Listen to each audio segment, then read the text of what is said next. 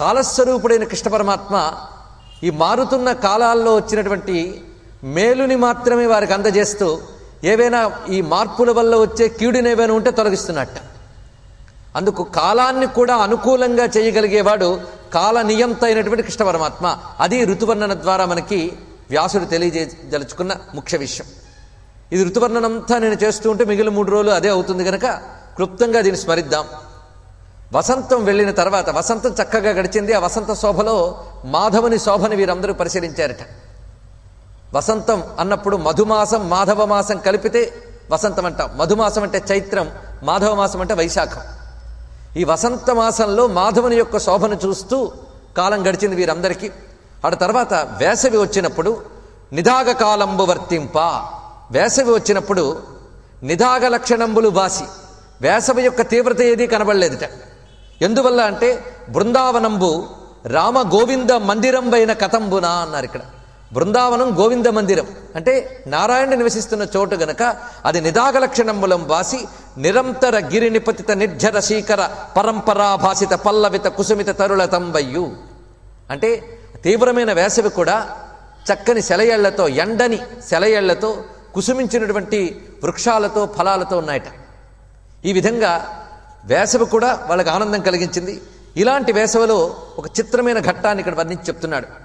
ఒకసారి గోవులతో పాటు గోపబాలకులు వస్తూ ఉన్న సమయంలో దావాగ్ని రగులుకుందిట అడవిలో. ఈ దావాగ్ని రగులుకున్న వెంటనే వాళ్ళందరూ కృష్ణ అని స్మరించారు. వారికి తెలిసింది ఒక్కటే, ఏదైనా ఒక భావ తీవ్రత కలిగినప్పుడు కృష్ణుని స్మరించడం. అందుకే కష్టకాలం వచ్చినప్పుడు భగవంతుని స్మరించడం అనేటువంటిది మనం అలవాటు చేసుకోవాలి. ఏ విధమైనటువంటి ఒక తీవ్రమైన కష్టం వచ్చినప్పుడైనా భగవన్నామం మన నుంచి వచ్చినప్పుడు అది మనల్ని తరింపజేస్తుంది. అంతేగాని అయ్యయ్యో అమ్మమ్మోను గుండె బాదుకోవడం కాదు. అది మనకు పెద్దవాళ్ళు కూడా అలవాటు చేశారు. ఆ విధంగా భగవన్నామ స్మరణ చేయడం వల్ల అసలైన కాలంలో ఇదే గుర్తొస్తుందిట. అసలైన కాలం అంటే అంతకాలేచ మామేవా, అందుకు ఇది అలవాటు చేసుకోవాల్సింది. మొత్తానికి తీవ్రమైనటువంటి దావాగ్ని చుట్టుముట్టినప్పుడు వీరందరూ కూడా పాహి పాహి అన్నారట. ఇక్కడ నారాయణ భట్టాత్రి నారాయణీయంలో చక్కటి శ్లోకాన్ని చెప్పారు, దాన్ని చెప్పుకుందాం. అహహ భువన బంధో పాహి పాహీతి సర్వే శరణముపగతాస్త్వాం తాపహర్తారమేకం. మహాత్ముల శ్లోకాల్లో చిన్న చిన్న మాటలు ఉంటాయి కానీ చాలా శక్తివంతంగా ప్రయోగిస్తారు. సృష్టిలో ఎలాంటి తాపాన్నైనా పోగొట్టగలిగేవాడు ఈయనొక్కడేట. అలాంటి ఆయన ఈ అగ్ని యొక్క తాపాన్ని పోగొట్టాలని ఆయన శరణి వేడారు. ఆయన్ని తప్ప ఇంకెవరిని తాపహరణం కోసం శరణి వేడకూడదు. ఎందుకంటే ఆ తాపహర్తారం ఏకం, తాపాలని పోగొట్టే ఏకస్వరూపుడు. అంటే తాపత్రయాలు ఏవైతే జీవుడు నిరంతరం అనుభవిస్తూ ఉంటాడో ఆ తాపత్రయాల నుంచి శాంతి కలిగించేటువంటి స్వామి ఆయన. అందుకే కృష్ణతత్వమే తాపసంహార తత్వం. ఆ రహస్యాన్ని వ్యాసదేవుడు చెప్తాడు. సచ్చిదానంద రూపాయ విశ్వోత్పత్యాది హేతవే తాపత్రయ వినాశాయ శ్రీకృష్ణాయ వయం నుమః అని. ప్రతి వ్యక్తికి కూడా, ప్రతి జీవుడికి కూడా ఆది భౌతిక, ఆధ్యాత్మిక, ఆదిదైవిక తాపంలోని 3 తాపాలు ఉంటాయి. ఈ తాపాలను పోగొట్టగలిగే శక్తి ఎవరికీ లేదు, పరమాత్మకి తప్ప. పరమాత్మను ఆశ్రయించిన వారు మాత్రమే ఈ 3 తాపాల నుంచి విముక్తులవుతారు. ఈ 3 తాపాలు తొలగితే దానికి ముక్తి అని పేరు. అందుకే ఉపనిషత్తుల్లో శాంతి శాంతి శాంతి అని 3 మార్లు చెప్తారు. ఈ 3 మార్లు చెప్పడంలో ఉద్దేశం ఏంటంటే 3 విధములైన తాపములు తొలగాలి అని ఉపనిషత్ మాత ఆ మంత్రం ద్వారా మనకు చెప్తున్నది. అందుకు తాపహర్త అయినటువంటి ఆ పరమాత్మని వీరు శరణు వేడిన వెంటనే స్వామి మందహాసం చేసి వారందరికి అభయమిచ్చి నోరు తెరిచేట ఆ దావాగ్నంతో ఆయనలోకి ప్రవేశించింది. దావాగ్నంతో నోరు తెరిచి మింగివేశాడు బాలరూపంలో ఉన్న కృష్ణ పరమాత్మ. ఇక్కడ ఈ ఘట్టాన్ని ప్రస్తావించడానికి కారణం ఏంటంటే ఈ బృందావనంలో సంచరిస్తున్న కృష్ణుడు అటు దేవతలపై తన ఆధిక్యాన్ని తెలియజేస్తూ దేవాదిదేవుడు ఎలా అయ్యాడో ప్రకృతిపై కూడా తన నియంత్రణని చూపిస్తున్నాడు. ఎందుకంటే పరమేశ్వరుడు అంటే భూత నియామకుడు. పంచభూతాలని, పంచభూతములతో జనించినటువంటి జీవులని నియమించేవాడని అర్థం. ఇక్కడ అగ్నిని నియంత్రించడం కూడా భూత నియామకత్వాన్ని చెప్తున్నది. ఇది కూడా ఈశ్వరభావ ప్రకటనము. తాను పరమేశ్వరుడిని ప్రకటించడంలో ఇదొక విశేషం. అందుకే ఈ ఘట్టాన్ని కూడా మనం స్మరించుకున్నాం. ఆ తర్వాత వర్ష ఋతువు వచ్చిందిట. ఈ వర్ష ఋతువు వచ్చినప్పుడు వీళ్ళు సంచరిస్తున్న వైనాన్ని చక్కగా చెప్తూ ఆకాశంలో మబ్బులు పడుతున్నాయి. ఆకాశంలో మబ్బుల గురించి ఏమిటి కానీ బృందావనంలో తిరుగుతున్న మబ్బును చూడండి అంటున్నాడు. ఇక్కడ బృందావనంలో ఒక మబ్బు తిరుగుతోంది రండి. ఆ మబ్బును మనం ఇప్పుడు ధ్యానించబోతున్నాం. ఆ మేఘం ఏమిటి? కృష్ణ మేఘం. ఈ కృష్ణ మేఘం ఎప్పుడైనా సరే మేఘం చక్కగా రాగానే తాపం పోతుంది. మన హృదయంలో ఉన్నటువంటి సమస్త తాపాలు పోవాలి అంటే కృష్ణ మేఘాన్ని మనస్సులో చూడాలట. ఇక్కడ కృష్ణ మేఘాన్ని ఎంత అందంగా వర్ణిస్తున్నారో చూడండి. అన్నమయ్య వెంకటేశ్వర స్వామిని దర్శిస్తూ గారవించి దప్పి తీర్చు కాలమేఘమా అని కీర్తించారు. మన యొక్క దాహాల్ని తీర్చగలిగే శక్తి ఆ కాలమేఘానికి ఉందిట. నీలమేఘశ్యాముడు అంటే ఇది ఇందులో ఉన్నటువంటి ప్రత్యేకమైన విషయం. పైగా మేఘవర్ణం శుభాంగం అంటాం భగవాను. ఆయన సాంద్రమైన మేఘస్వరూపంతో ఉన్నాడు. పుట్టినప్పుడే అలాగే కనిపించేట. సాంద్ర పయోద సౌభగం అన్నారు. చిక్కనైన నల్లని మబ్బులాగా ఉన్నట్ట. నల్లని మబ్బు ఆర్ద్రతకి సంకేతం. ఆయన కరుణారసార్ద్రమైనటువంటి మేఘశ్యాముడు. ఈ మేఘాన్ని వర్ణిస్తున్నారు ఇక్కడ. మేఘం అనగానే ఒక ధ్వని ఉండాలి, పైగా ఇంద్రధనువు ఉండాలి. ఇవన్నీ మేఘం ఉన్నప్పుడు వస్తాయట. కానీ కృష్ణుడు ఉన్నప్పుడు ఇవన్నీ ఉన్నాయట. ఎలాగో చూపిస్తున్నాడు చూడండి. విశ్వమోహనమైన వేణు నినాదంబు సరస గంభీర గర్జనము కాగా మహనీయ నిర్మల మందహాస జ్యుతి లలిత సౌదామిని లతిక కాగా తల చుట్టు బాగున తనరు పింఛపు దండ శైలభేదను శరాసనము కాగా కరుణా కటాక్ష వీక్షణ సుధావర్షంబు సలిలధారా ప్రవర్షంబు కాగా జాడనేతించు గోపాల జన మునీంద్ర చాతకంబుల దురవస్థ చక్కజేసి కృష్ణ మేఘంబు బహుతర కీర్తి నొప్పే విమల బృందావనాకాశ వీధియందు బృందావనమనే ఆకాశ వీధిలో కృష్ణమేఘం ఉందిట. ఈ కృష్ణమేఘానికి ధ్వని ఏమిటి? మేఘానికి ధ్వని ఉంటుంది కదా. కృష్ణమేఘానికి ధ్వని ఏమిటి అంటే వేణు నినాదమే ధ్వనిట. ఇక మెరుపు ఏమిటి అంటే మందహాసద్యుతి. స్వామి యొక్క పెదవులపై మెరిసే చిరునవ్వే మెరుపుగా ఉన్నది. ఇక నెమలి పింఛం అనగానే అనేక రంగులతో ప్రకాశిస్తున్నది. చక్కని మేఘం పట్టినప్పుడు ఇంద్రధనువు ఎలా వస్తున్నదో అదేవిధంగా ఈ నీలమేఘశ్యాముని వద్ద ఆ నెమలి పింఛం ఇంద్రధనువులా ప్రకాశిస్తున్నది. ఇక వర్షం పడాలి కదండి. మామూలు మేఘమైతే కురిసి ఖాళీ అయిపోతుంది. కానీ కృష్ణమేఘం ఖాళీ కాని ఒక దివ్యమైనటువంటి మేఘం. ఏమిటి కురుస్తున్నాడంటే కరుణా కటాక్ష వీక్షణ సుధావర్షంబు సలిలధారా ప్రవర్షంబు కాగా తన కనుల నుంచి కురిపిస్తున్నటువంటి కరుణతో కూడిన చూపుల వాన ఆగని అమృత ధారలా కురుస్తున్నదిట. అందుకు కృష్ణమేఘం ఎప్పుడు కూడా తరగదు. అది నిరంతరం వర్షించేటువంటి దివ్యమైన మేఘం. అలాంటి ఈ మేఘం దగ్గర కొన్ని చాతకాలు చేరేట. ఆ చాతకాలు ఏంటంటే గోపాల జన మునీంద్ర చాతకంబులు. చాతకము అని ఒక పక్షి ఉంది. అదేంటంటే భూమిని తగిలిన నీరు తాగదుట. అది తిరగవేసి తన శరీరాన్ని ఉంచి మబ్బు నుంచి పడే నీటిని మాత్రమే తాగుతుందిట. అలా తిరుగుతుందిట. ఇక్కడ భక్తులు చాతకాలతో పోల్చబడ్డారు వీళ్ళు. ఎందుకంటే వీళ్ళు కూడా ఆ కృష్ణుడి నుంచి వచ్చే కరుణ తప్ప ఇంకా ఏ లౌకికమైన విషయములు కోరరు. అందుకు వీళ్ళని చాతకాలతో పోల్చారు. ఈ చాతకాలు గోపాల జన మునీంద్ర. గోపాల జనులు మునీంద్రులు వీళ్ళు చాతకమునట. ఎందుకంటే గోపాల జనులకి కృష్ణ ప్రేమ తప్ప ఇంకే లౌకిక విషయముల మీద ఆసక్తి లేదు. అందుకే గోపాల జనులు ఇక్కడ చాతకములతో పోల్చబడ్డారు. ఈ కృష్ణమేఘ వర్ణన చాలా విశేషంగా పోతన గారు ఇక్కడ చేసి చూపిస్తున్నారు. ఈ విధంగా వర్ష ఋతువు తర్వాత శరదృతువు కూడా జరిగినది. శరదృతువులో విశేషం ఏంటంటే కృష్ణ పరమాత్మ యొక్క వేణునాదం. ఆ వేణునాద మహిమ మరొక సందర్భంలో చెప్తాను. ఈ వేణునాదంలో మాధురిలో మునిగిపోయినటువంటి గోపకాంతలు, కృష్ణుని యొక్క దివ్యమైన లీలలన్నీ చూసి పరవశించినటువంటి గోపకాంతలు వారు ఈ కృష్ణుడే మాకు పతి అనుకున్నట్ట. గోప కుమారికలు అంటే ఎవరినంటారో తెలుసు కదా. వివాహం కానటువంటి స్త్రీలని కుమారికలు అంటారు. అలాంటి కొందరు గోప కుమారికలు హేమంత మాసం వచ్చిన వెంటనే, అంటే శరత్ అయిపోయింది, హేమంతం వచ్చింది, అంటే ప్రస్తుతం మనం ఉన్నటువంటి ఋతువు. ఈ హేమంత ఋతువు వచ్చిన వెంటనే వీరందరూ కలిసి కృష్ణుడే మాకు పతి కావాలి అని ఒక వ్రతాన్ని అవలంబించేటండి. ఇది చాలా ముఖ్యమైన ఘట్టం మనకి. కృష్ణుడు పతి కావాలని వీళ్ళందరూ కలిసి, ఎవరు గోపకుమారికలు, ఎక్కడైనా సరే ఒకడు భర్త కావాలని ఒక గుంపు ఎప్పుడు కూడా వ్రతాలు చేయదు. అవునా లేదా అండి? ఒకడు భర్త కావాలంటే ఒక కన్య వ్రతం చేస్తుంది, కానీ కన్యలందరూ కలిసి వ్రతం చేస్తారా? చేశారు కానీ పొద్దున్న లేచి ఒకరినొకరు నిద్ర లేపుకుంటూ వెళుతూ ఉన్నారు. మనం వెళ్ళి స్నానం చేద్దాం, రండి వ్రతం చేద్దామని. అంటే వాళ్ళలో అసూయ అనేది లేదుట. ఎందుకు లేదు? ఆ కృష్ణుడి పట్ల వీరుకున్నటువంటి అనుబంధం భౌతికమైనటువంటి బంధము కాదు. అది ప్రధానంగా ఇక్కడ తెలుసుకోవాల్సింది. ఎందుకంటే సర్వజీవుల హృదయంలో ఉన్నటువంటి ఏ పతి ఉన్నాడో విశ్వపతి, ఆ పతిని పతి కావాలని కోరుకుంటున్నారు వారు. అందుకు వారు సర్వస్వంగా కృష్ణుని భావించడం చేత వారు ఒక వ్రతాన్ని చేశారు. ఆ వ్రతం పేరు కాత్యాయని వ్రతం. అమ్మవారిని పూజ చేస్తున్నారండి. ఎవరైనా సరే వారు అనుకున్న వివాహం కావాలంటే అమ్మవారి కృప ఉండాలట. అందుకు ఆర్యాదేవి అయినటువంటి కాత్యాయని వ్రతాన్ని వాళ్ళు చేస్తున్నారు. ఈ కాత్యాయని వ్రతం విధానం ఒకటి ఉన్నది. అది ధనుర్మాస వ్రతమని, మార్గళి వ్రతము అని చెప్పబడుతూ ఉంటుంది. హేమంత ఋతువులో ఈ వ్రతాన్ని చేస్తారు. దాని ప్రాతకాలంలో లేచి నదిలో స్నానము చేసి కాత్యాయనీదేవిని ఆరాధించి నిరంతరం కృష్ణస్మరణతోనే కాలం గడపడం వీళ్ళు చేస్తున్నది అది. ఈ వ్రతాన్ని ఆదర్శంగా తీసుకుని మళ్ళీ ఆ వ్రతాన్ని అనుసరించి రంగనాథుని వివాహమాడిన తల్లి గోదాదేవి, ఆండాళ్ళమ్మ త్వరలో ధనుర్మాసంలో ఆ వైభవం ఎలాగో మొదలు కాబోతున్నది. అంటే గోపీతత్వాన్ని ఆమె అనుసరించింది. ఇది మనం పరిశీలించవలసిన గొప్ప విషయం. ఇక్కడి నుంచి మనం గోపీతత్వంలోకి ప్రవేశిస్తున్నాం. గోపీతత్వము భక్తులందరూ ఆదర్శంగా తీసుకోవలసిన గొప్ప ప్రేమ, గోపీ ప్రేమ. దాని యొక్క పరాకాష్ఠ దశ రేపటి రోజున మనం దర్శించబోతున్నాం. మొత్తం మీద గోపికల యొక్క ఆ వ్రత నిష్ఠని చూడాలి. కాత్యాయని వ్రతాన్ని వాళ్ళు అవలంబిస్తున్నారు.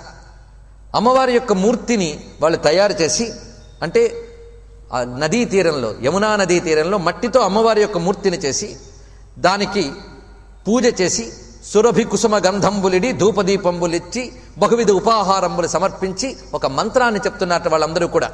కాత్యాయని మహామాయే మహాయోగిన్యధీశ్వరి నందగోపసుతం దేవి పతిం మేకురు తే నమః. ఇది గొప్ప మంత్రం అండి. ఏదో గోపికలకైతే సరిపోయింది కానీ మనకు కాదు అనుకోవద్దు.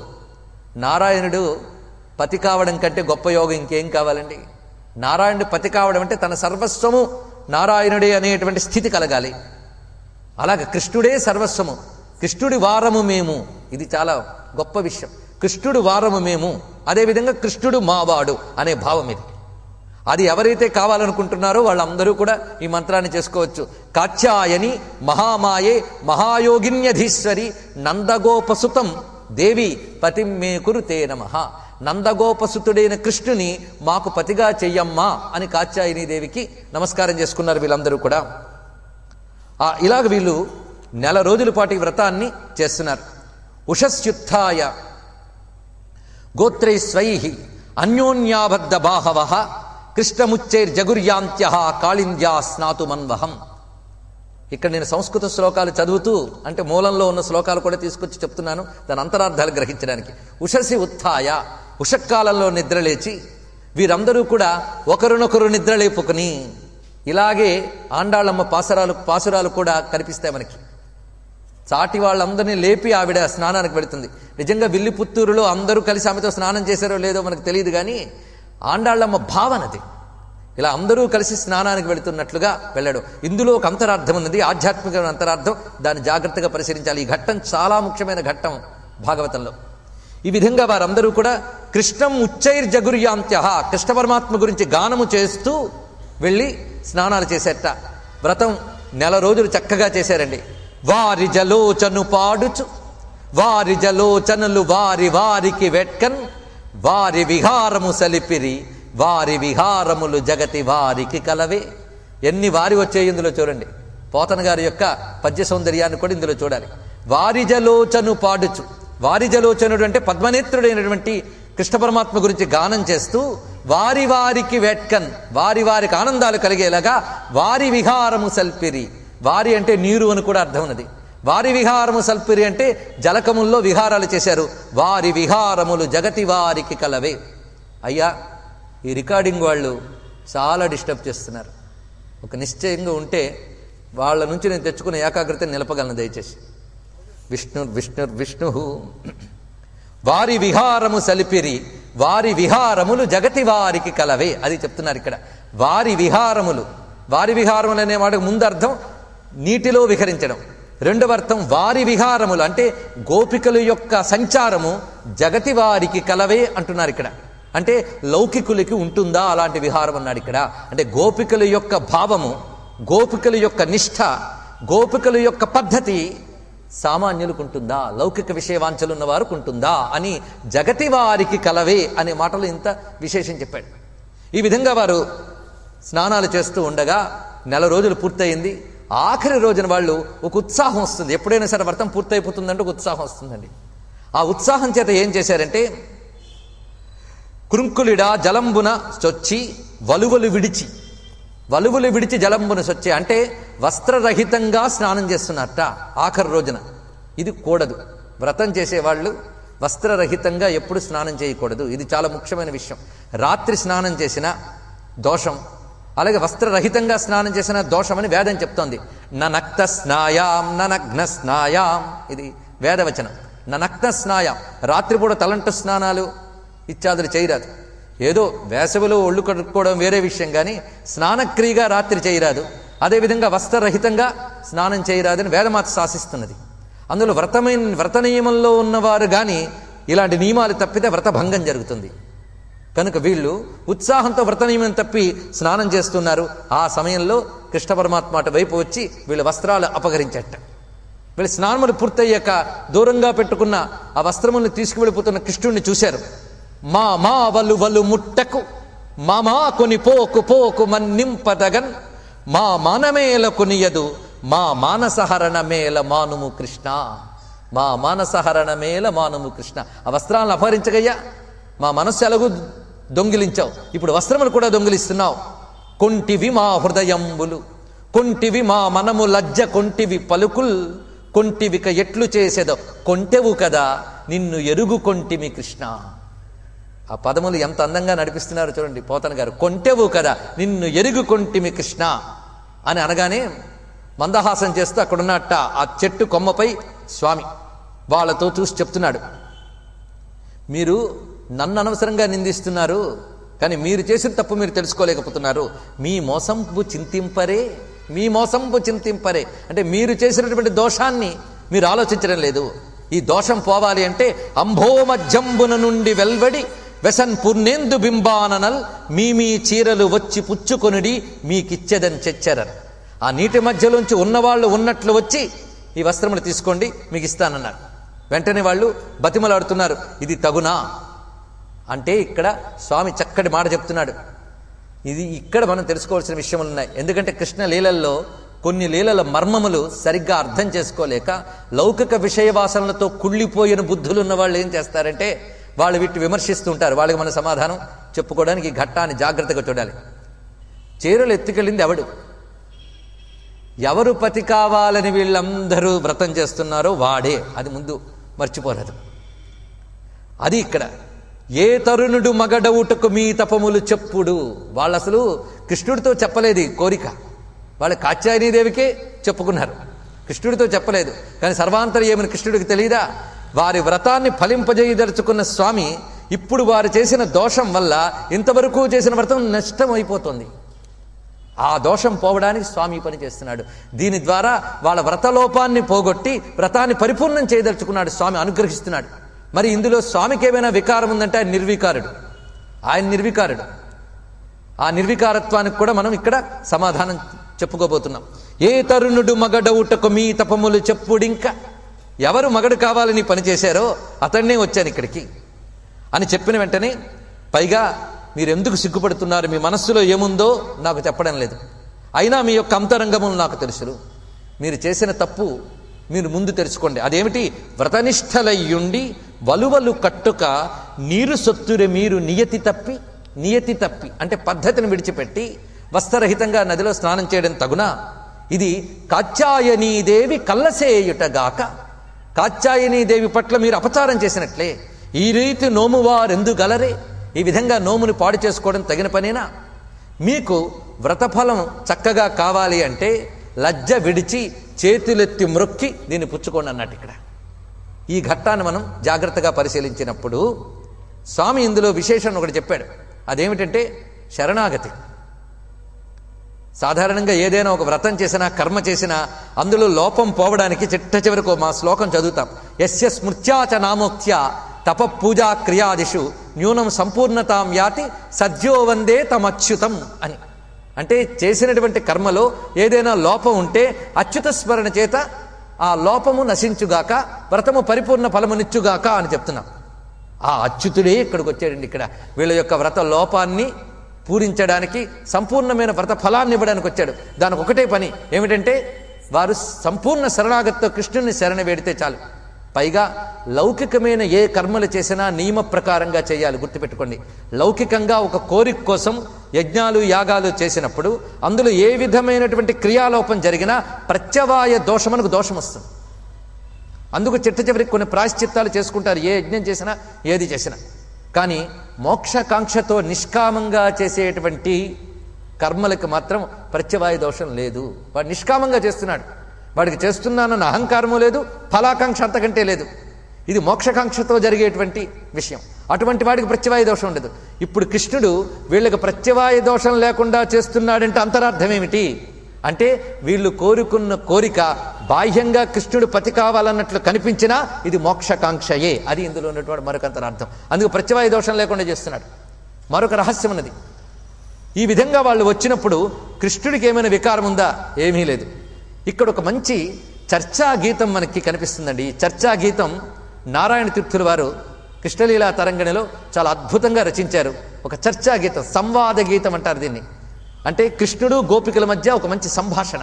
ఆ సంభాషణని చాలా అద్భుతంగా చెప్పారు. ఎందుకంటే దీనిలో తగిన తత్వాన్ని ఆయన చెప్తున్నారు. ఇందులో ధర్మంలో ఎక్కడా లోపం లేదండి. కృష్ణ కథలో ఈ ఘట్టంలో ఎక్కడా ధర్మలోపం లేదు. అదేవిధంగా యోగపరమైన వేదాంతపరమైన మర్మాలు ఉన్నాయి, రెండు విధాలుగా కనిపిస్తాయి.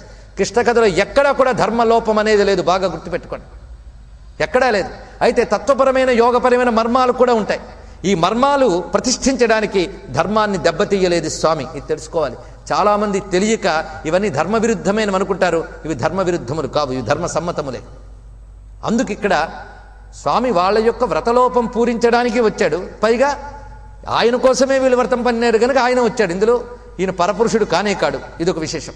పైగా ఇందులో ఏ వికారము లేనివాడు ఈయన, వికారరహితుడు. ఈ వికారరాహిత్య స్థితి తెలియాలి అంటే భాగవతంలో ఈ కథని చెప్తున్నటువంటి మహానుభావుడు గురించి మనం స్మరించుకోవాలి. ఈ కథ చెప్తున్న మహానుభావుడు ఎవరండి? సుఖయోగీంద్రుడు. ఆయన ఎటువంటి వాడు? బ్రహ్మనిష్ఠుడు, సర్వం బ్రహ్మమయమని దర్శించేవాడు. సముడయ్యవ్వడు ముక్త కర్మచయుడై సన్యాసయ్యొంటివోవ మహాభీతి నొహో కుమారయనుచన్ వ్యాసుండు శ్రీరంగ వృక్షములున్ తన్మయతన్ ప్రతిధ్వనులు చక్కంజేసమున్ను అట్టి వేదమయున్ మృక్యద బాదరాయణి తపోధన్యాగ్రణిన్ ధీమణిన్ అని ఈ సుఖయోగీంద్రుల వారిని నమస్కరించారు పోతన గారు.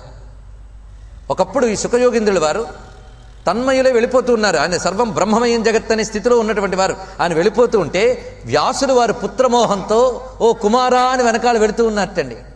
ఆ వెళుతూ ఉన్న సమయంలో త్రోవలో ఒక కోనేరు, ఆ కోనేరులో కొంతమంది స్త్రీలు జరకాలాడుతున్నారు. ఈ సుఖయోగీంద్రుల వారు వస్తూ ఉంటే వాళ్ళు అక్కడి నుంచి నమస్కారం చేసేట మహానుభావ అని. సుఖయోగీంద్రులు గారు వెళ్ళిపోయారు. దూరం నుంచి వ్యాసుడు ఈ దృశ్యాన్ని చూస్తున్నాడు. తన కుమారుడికి వీళ్ళందరూ కూడా నమస్కారం చేయడం. సరిగ్గా వ్యాసులు వారు అక్కడ చేరేటప్పటికల్లా వీళ్ళందరూ వ్యాసులు వచ్చారని సిగ్గుపడి వస్త్రాలని చక్కగా చుట్టుకుని వ్యాసుల వారికి నమస్కారం చేసేట.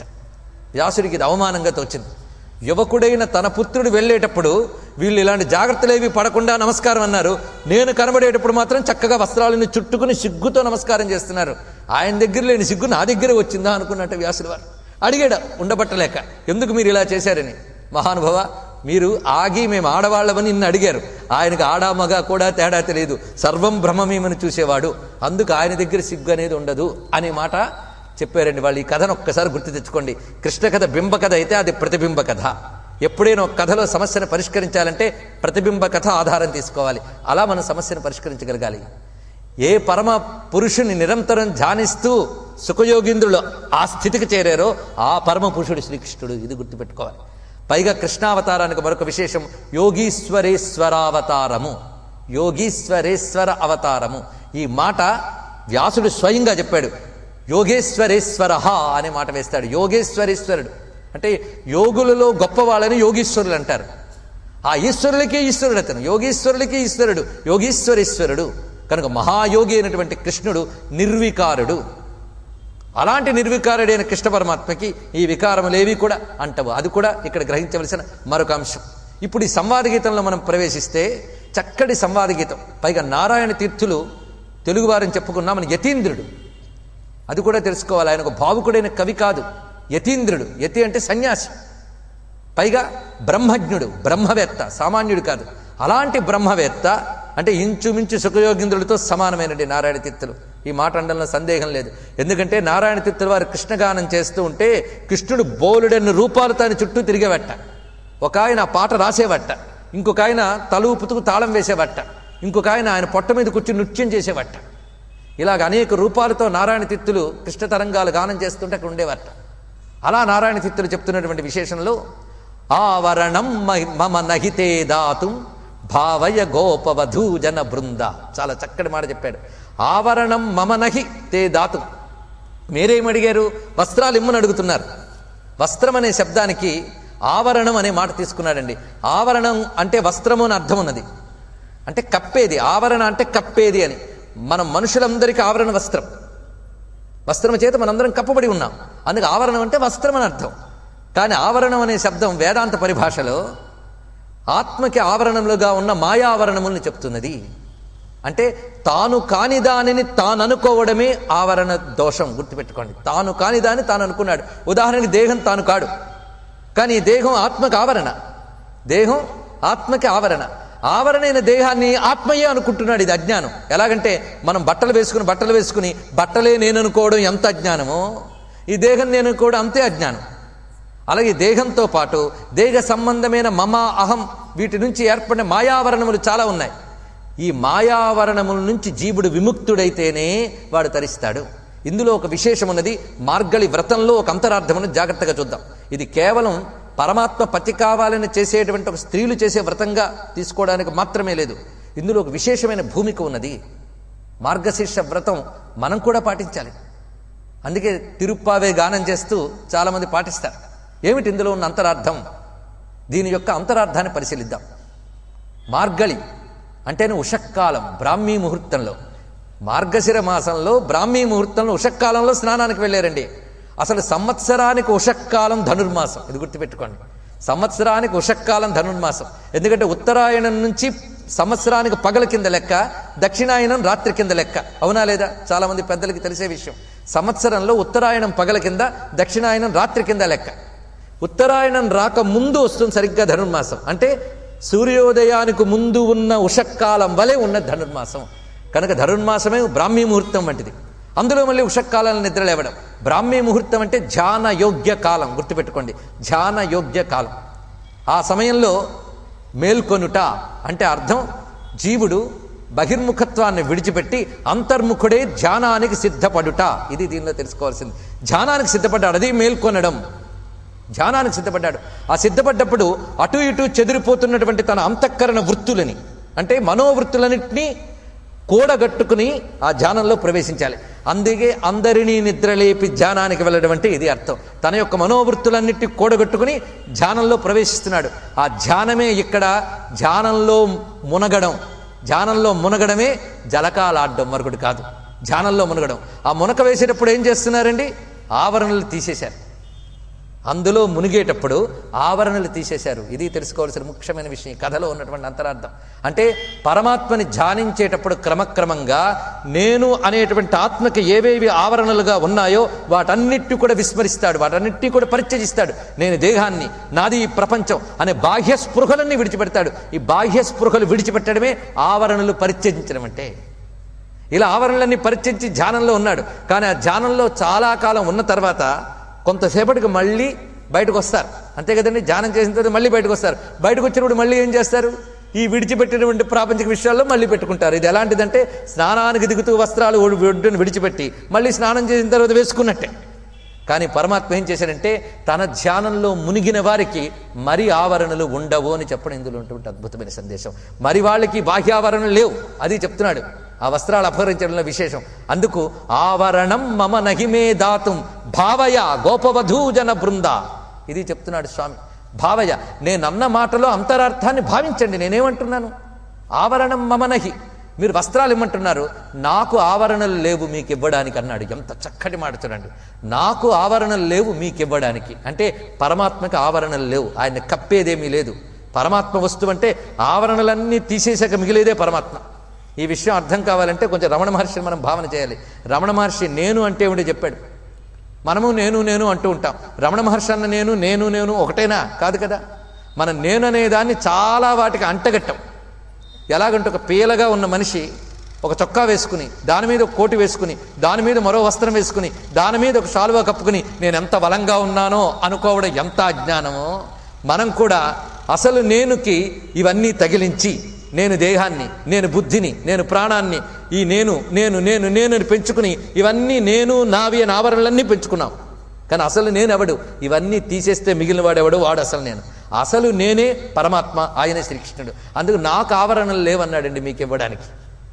ఈ మాటలు చాలా అద్భుతమైన సంవాద గీతం. ఆ గీతమంతా నేను వ్యాఖ్యానిస్తే అందులో విషయాన్ని మననం చేస్తే మనం ఇంకా వ్రతంలోనూ కూర్చుంటాం కనుక ముఖ్యమైన విషయంలోకి ఇందులో పెడదాం. లోక్యాయేవ వయం పరభోగ్యాః లోకేశావరణం తు విధేహి. లోక్యాయేవ వయం పరభోగ్య అంటే అర్థం, ఈ వస్త్రాలు కానీ లేకపోతే మేము పరులకు కనబడిపోతాం, పరులు మమ్మల్ని చూస్తారు అని అన్నట్టు. ఈ పరులు అనే మాటని స్వామి మరొకట్లా తీసాడు అర్థం. పర అనే శబ్దము ఇతరులు అనే అర్థంలో వాడచ్చు. పర అంటే అన్నిటికీ అతీతమైన పరమాత్మ, అందుకే పరభోగ్యాః పరుడు చూస్తాడు అనే మాట వేశారు. అప్పుడు ఈయన గొప్పగా చెప్తున్నాడు, తర్హి తదావరణైరల్పైః తస్య నకించిదలోక్యమిహాస్తి. అవునా, పరుడు చూస్తాడనా మీరు సిగ్గుపడుతున్నారు? ఆ పరుడు చూడలేనిది ఏదీ లేదులే అన్నట్టు గొప్ప మాట చెప్పాడు ఇక్కడ. ఆ పరుడికి కనబడనిది ఏదీ లేదు కనుక ఆయన చూడకుండా ఉండాలి, నువ్వేం దాచుకుంటావు, నాకు తెలియంది ఏముందన్నాడు. అది అంటే ఈయన పరుడు, నేను పరపురుషుణ్ణా పరమపురుషుణ్ణా అన్నాడు. ఇది అర్థం. పరమపురుషుడు ఆయన. పరహ అంటే ఇక్కడ అన్నిటికీ అతీతుడు. యో బుద్ధే పరతస్తు సహా అని గీతలో చెప్పినట్లుగా సర్వమునకు అతీతమైన తత్వము అని చెప్పి అప్పుడు పరమాత్మ మందహాసం చేసి వాళ్ళకి ఆవరణలు ఇచ్చాట. అంటే అర్థం ఏమిటి? మళ్ళీ ఆవరణలు ఇచ్చాడు కదా. ఇందాక నేను చెప్పినటువంటి ఈ సమన్వయం అంతా మళ్ళీ ఆవరణలు ఇవ్వడంతో దెబ్బతిందా? ఏం దెబ్బతినలేదు, గుర్తుపెట్టుకోండి. పరమాత్మలో లీనమై తత్వము తెలిసినవాడు మళ్ళీ ఈ దేహాదుల్లో ఉన్నప్పటికీ వాడు బంధితుడు కాడు, వాడు జీవన్ముక్తుడి వలె సంచరిస్తాడు. కనుక ఈ ఒక్క వ్రత కథలో దాగిన అంతరార్థం ఎంత ఉంది గనుకనే మన నారాయణ తీర్థుల యొక్క ఆ దివ్యమైన ఒక్క కీర్తన ఆధారంగా ఈ పరమార్థాన్ని పరిశీలించాం. ఇది గోపికలు చేసిన వ్రతంలో దాగిన అంతరార్థం. ఇందులో నేను వేదాంత అర్థం చెప్పాను. ఇది అర్థమైన వాళ్ళు ధన్యులు, అర్థం కాకపోయినా ధన్యులే, బాధ లేదు. ఎందుకంటే ఏదో అర్థం కానంత గొప్ప విషయం ఉందని దండం పెట్టుకోవచ్చు. ఇంకొకటి ఉంది, ఇందులో ధర్మ విరుద్ధము లేదనేది ముందు తెలుసుకోండి చాలు, మన విమర్శల ముందు మానేస్తాం. ఎందుకంటే అసలు తత్వం తెలుసుకోవాలంటే కొంత సాధన ఉండాలి. ఎప్పుడైనా అంతర్ముఖత్వం కోసం మనం 5 నిమిషాలైనా ఖర్చు చేస్తే ఇప్పుడు చెప్పిన అంతరార్థం అంతా తెలుస్తుంది, సాధకుడికి అర్థమవుతుంది ఇదంతా కూడా. అలాంటి సాధకులు ఎందరో ఉన్నారనే స్పృహ నాకు ఉంది కనుకనే నేను తెగించి అర్థములన్నీ చెప్పాను వారి యొక్క తృప్తి కోసం. అలా కాకుండా ధర్మ విరుద్ధం లేదనేది ముందు తెలుసుకుంటే చాలు. మొత్తానికి పరమాత్మ ఏం చేశాడు? వీరికి తాను పతి కావాలని వ్రతం చేస్తున్న వారికి వ్రతలోపం ఉండకుండా చేసి అనుగ్రహించి అక్కడి నుంచి నిష్క్రమించాడు. అప్పుడు వాళ్ళందరూ కూడా ఆహా కృష్ణుడు ఎంత దయామయుడు అనుకున్నారటండి. చీరలపహరించి సిగ్గులు విడిపించి పరిహసించి అయిన జరగమనకు ఘనుడు నోము కొరత కాకుండా మ్రొక్కించననుచు హరినుతించి రబలలెల్లా. మన యొక్క చీరలపహరించి సిగ్గులు విడిపించి ఈ బిడియాలని వీటిని తొలగించి నోము కొరత కాకుండా మనల్ని ధన్యుణ్ణి చేశాడు పరమాత్మ అని. అప్పుడు స్వామి ఒక మాట చెప్తున్నట్ట, మీరు చెప్పకపోయినా మీ వ్రతము యొక్క సంకల్పం నాకు తెలుసు. సంకల్పో విదిత సాధ్యో, ఇక్కడ సాధ్యో అని మాట వచ్చింది. అంటే ఓ సాధు స్త్రీలారా అన్నాడు. అంటే సత్ప్రవర్తన కలిగినటువంటి ఓ స్త్రీలారా, భవతీనాం మదర్చనం, మీరు ఈ అర్చన చేయడంలో ఉన్న సంకల్పం నాకు తెలుసు, మీరు అనుకున్నది తప్పకుండా నెరవేరుతుంది అన్నాడు. అంటూ ఒక మాట చెప్పాడు. ఇక్కడ కృష్ణుడు చెప్పిన మాటలు జాగ్రత్తగా మనం అర్థం చేసుకుంటే గోపీకృష్ణుల యొక్క అసలు తత్వం అర్థమవుతుంది. నమయ్యావేశిత ధియాం కామ కామాయ కల్పతే భర్జిత క్వచిదా ధానా ప్రాయో బీజాయ నేశతే. ఇది మూల భాగవతంలో ఉన్నటువంటి శ్లోకం. మీరు నాపై కోరిక కలిగి ఉన్నారు. నాపై కోరిక కలగడం ఎలాంటిది అంటే ప్రాకృతమైన మానవులను కామించినట్లు కాదు. నాపై కోరిక ఎలాంటిది అంటే భర్జిత క్వచిత ధానా ప్రాయో బీజాయ నేశతే. నాపై కోరిక కలగడం ఎలాంటిది అంటే వేయించిన లేదా కాల్చిన గింజ లాంటిది ఆ కోరిక అన్నాడు. ఇక్కడ చూడండి, నేను మొదటి రోజు ఈ వివరణ చెప్పాను. వేయించిన కాల్చిన గింజ లాంటిది నాపై కోరిక అన్నాడు. అంటే అర్థం వేయించిన గింజ కాల్చిన గింజ మళ్ళీ మొలకెత్తదు. అలాగే నాపై కోరిక కలిగి ఉండడం సంసార బంధంలోకి ప్రవేశింపజేయదు. కనుక భగవత్కామం వేరు, ఇది లౌకిక కామం వంటిది కాదు. పైగా స్వామి యొక్క శరీరం ప్రాకృత పాంచభౌతిక శరీరం కాదు, అప్రాకృత దివ్యమంగళ విగ్రహం. అలాంటి పరమాత్మతో యోగము అనేటువంటిది భౌతికమైన విషయం కాదు. గనక మీకు నా పతిత్వం ఇస్తాను, కానీ ఎలా ఇస్తానంటే ఒక ప్రత్యేకమైన రాత్రుల్లో మీకు నేను నా పతిత్వాన్ని ఇస్తాను. అంతవరకు మీరు వేచి చూడండి. యాతాబలా వ్రజం సిద్ధ, మీరు వ్రజమునకు చేరండి. సిద్ధాహ, అక్కడ సంబోధన కూడా అదే చేశాడు. ఓ సిద్ధులారా అన్నాడు ఇక్కడ. అంటే వాళ్ళకి సంబోధనలు జాగ్రత్తగా గుర్తుపెట్టుకోండి. ఇందాకేం చెప్పాడు? ఓ సాధువులారా అన్నాడు, ఇప్పుడు సిద్ధులారా అన్నాడు. ఎందుకు చెప్పాడో రేపు తెలుస్తా మీకు. ఓ సిద్ధులారా, మయేమారంశతక్షపాహ, నాతో పాటు మీరు దివ్యమైన రాత్రుల్లో నా పతిత్వాన్ని మీరు అనుభవిస్తారు. అంటే నాతో యోగాన్ని మీరు అనుభవిస్తారు. యదుద్దిశ్య వ్రతమిదం చేరురార్యార్చనం సతీహి, ఆర్యార్చనము అంటే అమ్మవారిని ఏ ఉద్దేశంతో మీరు అర్చించారో దాని ఫలం మీకు ఇప్పుడు లభిస్తుంది సుమా అని స్వామి అక్కడి నుంచి తిరిగి వెళ్ళిపోయాడు. గోపికలందరూ కూడా వ్రజానికి చేరుకున్నారు. వాళ్ళని ఎలా అనుగ్రహించబోతున్నాడో తర్వాత మీకు తెలుస్తున్నది. ఆ తర్వాత మరొక లీలలోకి ప్రవేశిస్తున్నాం. ఒకప్పుడు నారాయణుడైన శ్రీకృష్ణ పరమాత్మ తోటి బాలులతో కలిసి అరణ్యంలో బహుదూరం వెళ్ళేట. ఆయన అలా వెతుక్కుంటూ వెళతాడండి. ఎక్కడ తన కోసం తప్పించే వాళ్ళు ఉంటారో ఆయనకు తెలుసు. వాళ్ళు తన దాకా రాక్కర్లేదు, ఆయనే వాళ్ళ దాకా వెళతాడు. ఇక్కడ భగవత్ కృప యొక్క వైశిష్ట్యం అది. అలాగ అరణ్యంలో చాలా దూరం వస్తూ ఉండగా ఒక చోట ఆగి వాళ్ళ యొక్క మిత్రులందరూ అడిగేట, బాగా ఆకలేస్తుంది, ఏదైనా తినడానికి కావాలి కృష్ణ అన్నారు. అవునా, మనం చాలా దూరం వచ్చేసేమో ఊరికి, ఒక పని చేయండి, ఇక్కడ దగ్గర ఒక మునివాటకుంది, అక్కడ మునులందరూ యజ్ఞం చేస్తున్నారు, వాళ్ళ దగ్గరికి వెళ్ళి కృష్ణుడు వచ్చాడు, మా అందరికి ఆకలిస్తుంది, కృష్ణుడికి మాకు ఆహారం కావాలని అడగండి అన్నట్ట. వీళ్ళందరూ వెళ్ళారు. వెళ్ళిన వెంటనే వాళ్ళకి కోపగించుకున్నట్ట. ఏమని? ఆ కృష్ణుడెవడో ఒక వ్రజ నివాసి, ఆయన మీరందరూ వ్రజవాసులు, మీ అందరి కోసం యజ్ఞము కోసం వండినవన్నీ ఇచ్చేయాలా, వెళ్ళండి వెళ్ళండి అని కసురుకున్నట్ట. ఈ కథలో కూడా మర్మములు ఉన్నాయండి. అయితే వాళ్ళందరూ వచ్చి కృష్ణ వాళ్ళు ఏం పెట్టలేదన్నట్ట. వెంటనే కృష్ణుడు, మీరు వాళ్ళని ఎందుకు అడిగారు? వాళ్ళ పత్నులని అంటే వాళ్ళ భార్యలను అడగండి వెళ్ళండి అన్నట్టని. మళ్ళీ వీళ్ళు వచ్చి ఆ భార్యలను అడగగానే వాళ్ళు తయారు చేసుకున్న ఆహార పదార్థములని తీసుకుని, కృష్ణుడు వచ్చాడా, అంతకంటే కావలసిందేముంది, ఈ యజ్ఞములన్నిటికీ ఎవడు గమ్యమో, ఈ యజ్ఞములన్నిట ఎవడు ఉన్నాడో అతడే వచ్చినప్పుడు ఈ యజ్ఞములని ఈ కర్మలని పట్టు కూర్చోవడం ఏంటి, కనుక యజ్ఞద్రవ్యములన్నీ ఆయనకే ఇస్తామని బయలుదేరిపోయారు వీళ్ళందరూ. ఎలా బయలుదేరారంటే గొప్ప ఉపమానం వాడుతున్నాడు ఇక్కడ. సముద్రమివ నిమ్నగాహ, ఇక్కడ ఉపమానాలతోనే యోగాన్ని బోధిస్తున్నాడు సుఖయోగేంద్రులు. సముద్రమివ నిమ్నగాహ అంటే నదులు సముద్రానికి వెళ్ళినట్లుగా వీళ్ళందరూ కృష్ణుడి వద్దకు వెళ్ళాడన్నాడు. ఎందుకంటే ఉపమానం, నదులు సముద్రం వద్దకు వెళ్ళడం అంటే సముద్రం దగ్గరికి వెళ్లే వరకే నదులకి తమకంటూ ఉనికి ఉంటుంది. సముద్రంలోకి చేరాక నదుల్ని సముద్రం నుంచి వేరు తీసి చూపించగలరా? గంగా యమున సరస్వతి అన్ని నదులు సముద్రంలో కలిసిన తర్వాత ఇది గంగని ఇది యమునని చూపించగలరా? కనుక నామరూపాల వ్యవహారం ఎంతవరకంటే పరమాత్మలో లీనమయ్యే వరకే. పరమాత్మలో లీనమయ్యాక నామరూపం విహాయ, నామము రూపము లేదు, జీవుడు పరమాత్మతో తాదాత్మ్యం చెందాడు. ఆ ఉపమానం ఇక్కడ చూపిస్తున్నాడండి. అందుకు ఉపమానాల్లోనే యోగాన్ని బోధిస్తున్నాడు సుఖయోగేంద్రులు. వీటిని మన ఆధారం తీసుకుని వెళ్తాం. నేను ఇక్కడ తత్వాలు లేనివి నేను తెచ్చి పెట్టట్లేదు, ఉన్నవి వెలికి తీస్తున్నానంతే. ఇది గుర్తుపెట్టుకోండి. లేని వేదాంతాన్ని నేను అంటగట్టట్లేదు, ఉన్న తత్వాన్ని వెలికి తీస్తున్నాను ఋషుల యొక్క మాటల ఆధారంగా. అది కూడా ప్రమాణం లేనిది ఏది చెప్పడానికి లేదు. ఋషుల వాక్య ప్రమాణంతో మనం ఇదంతా చెప్పుకుంటున్నాం. ఈ విధంగా వీళ్ళందరూ సంరంభంబుల సముద్రంబులకు నడుచు నదుల తెరంగున అన్నారు పోతన గారు దాన్ని అనువదించి. ఈ విధంగా వీళ్ళు వెళ్ళేటప్పటికల్లా ఆ యమునా నదీ తీరంలో ఒక అశోక వృక్షం నీడలో స్వామి నిలబడినట్ట. అశోక వృక్షం అనగానే మనం చూస్తున్న ఈ పొడుగాటి చెట్లు కావండి, అశోక వృక్షములు వేరు. వీటికి ఆ పేర్లు పెట్టుకున్నాం కానీ అశోక వృక్షములు తీరు వేరు. అవి సుగంధవంతురమైన కుసుమాలు ఇత్యాదులతో ఉంటాయట. అవి కాళిదాసు మొదలైన వారు వర్ణించారు. మనకు అవి దొరకడం కష్టం అనుకోవడానికి లేదు. కొన్ని హిమవత్ పర్వత ప్రాంతాల్లో ఈ చెట్లు దొరుకుతాయట. రవీంద్రనాథ్ ఠాగూర్ ఈ అశోక వృక్ష లక్షణాన్ని తెలుసుకుని ఆ చెట్లని తన శాంతినికేతనంలో నాటినట్లుగా మనకు కొన్ని పరిశోధనా పత్రాలలో కనిపిస్తోంది. ఆ విషయాన్ని ఒకసారి స్మరించుకున్నాం ఇక్కడ. కనుక అశోక వృక్షం దివ్యమైన వృక్షం, దాని క్రింద స్వామి నిలబడ్డాటండి. ఆ నిలబడ్డ అత్యద్భుతమైన రూపాన్ని చూస్తూ ఉన్నారు ఈ విప్రవనితులందరూ. ఒక చెలికానిపై ఒక చేయి చాచి వేరొక చేత లీలాబ్జ మూచువా అని, కొప్పున కందని కొన్ని కుంతలములు చెక్కుల నృత్యంబు చేయువా అని, కురు చచుంగులు పుచ్చి కొమరార కట్టిన పసిడి వన్నెలు గల పటమువా అని, ఔదల తిరిగిరా నలబడ జుట్టిన దట్టంపు పింఛపు దండవాని, రాజితోత్పల కర్ణపూరములవాని, మహిత పల్లవ పుష్పదామములవాని, భువన మోహన నటవేష భూతివాని, కనిరి కాంతలు కన్నుల కరవుదీరా, కనిరి కాంతలు కన్నుల కరవుదీరా. పోతన గారు కృష్ణుని యొక్క మూర్తిని వర్ణించేటప్పుడు ఎంత పరవశంగా వర్ణిస్తున్నారో చూడండి ఇక్కడ. ఆయనే గోపిక అయిపోయాడు, ఆయనే ఇక్కడ విప్రకాంతలుగా మారిపోయాడు.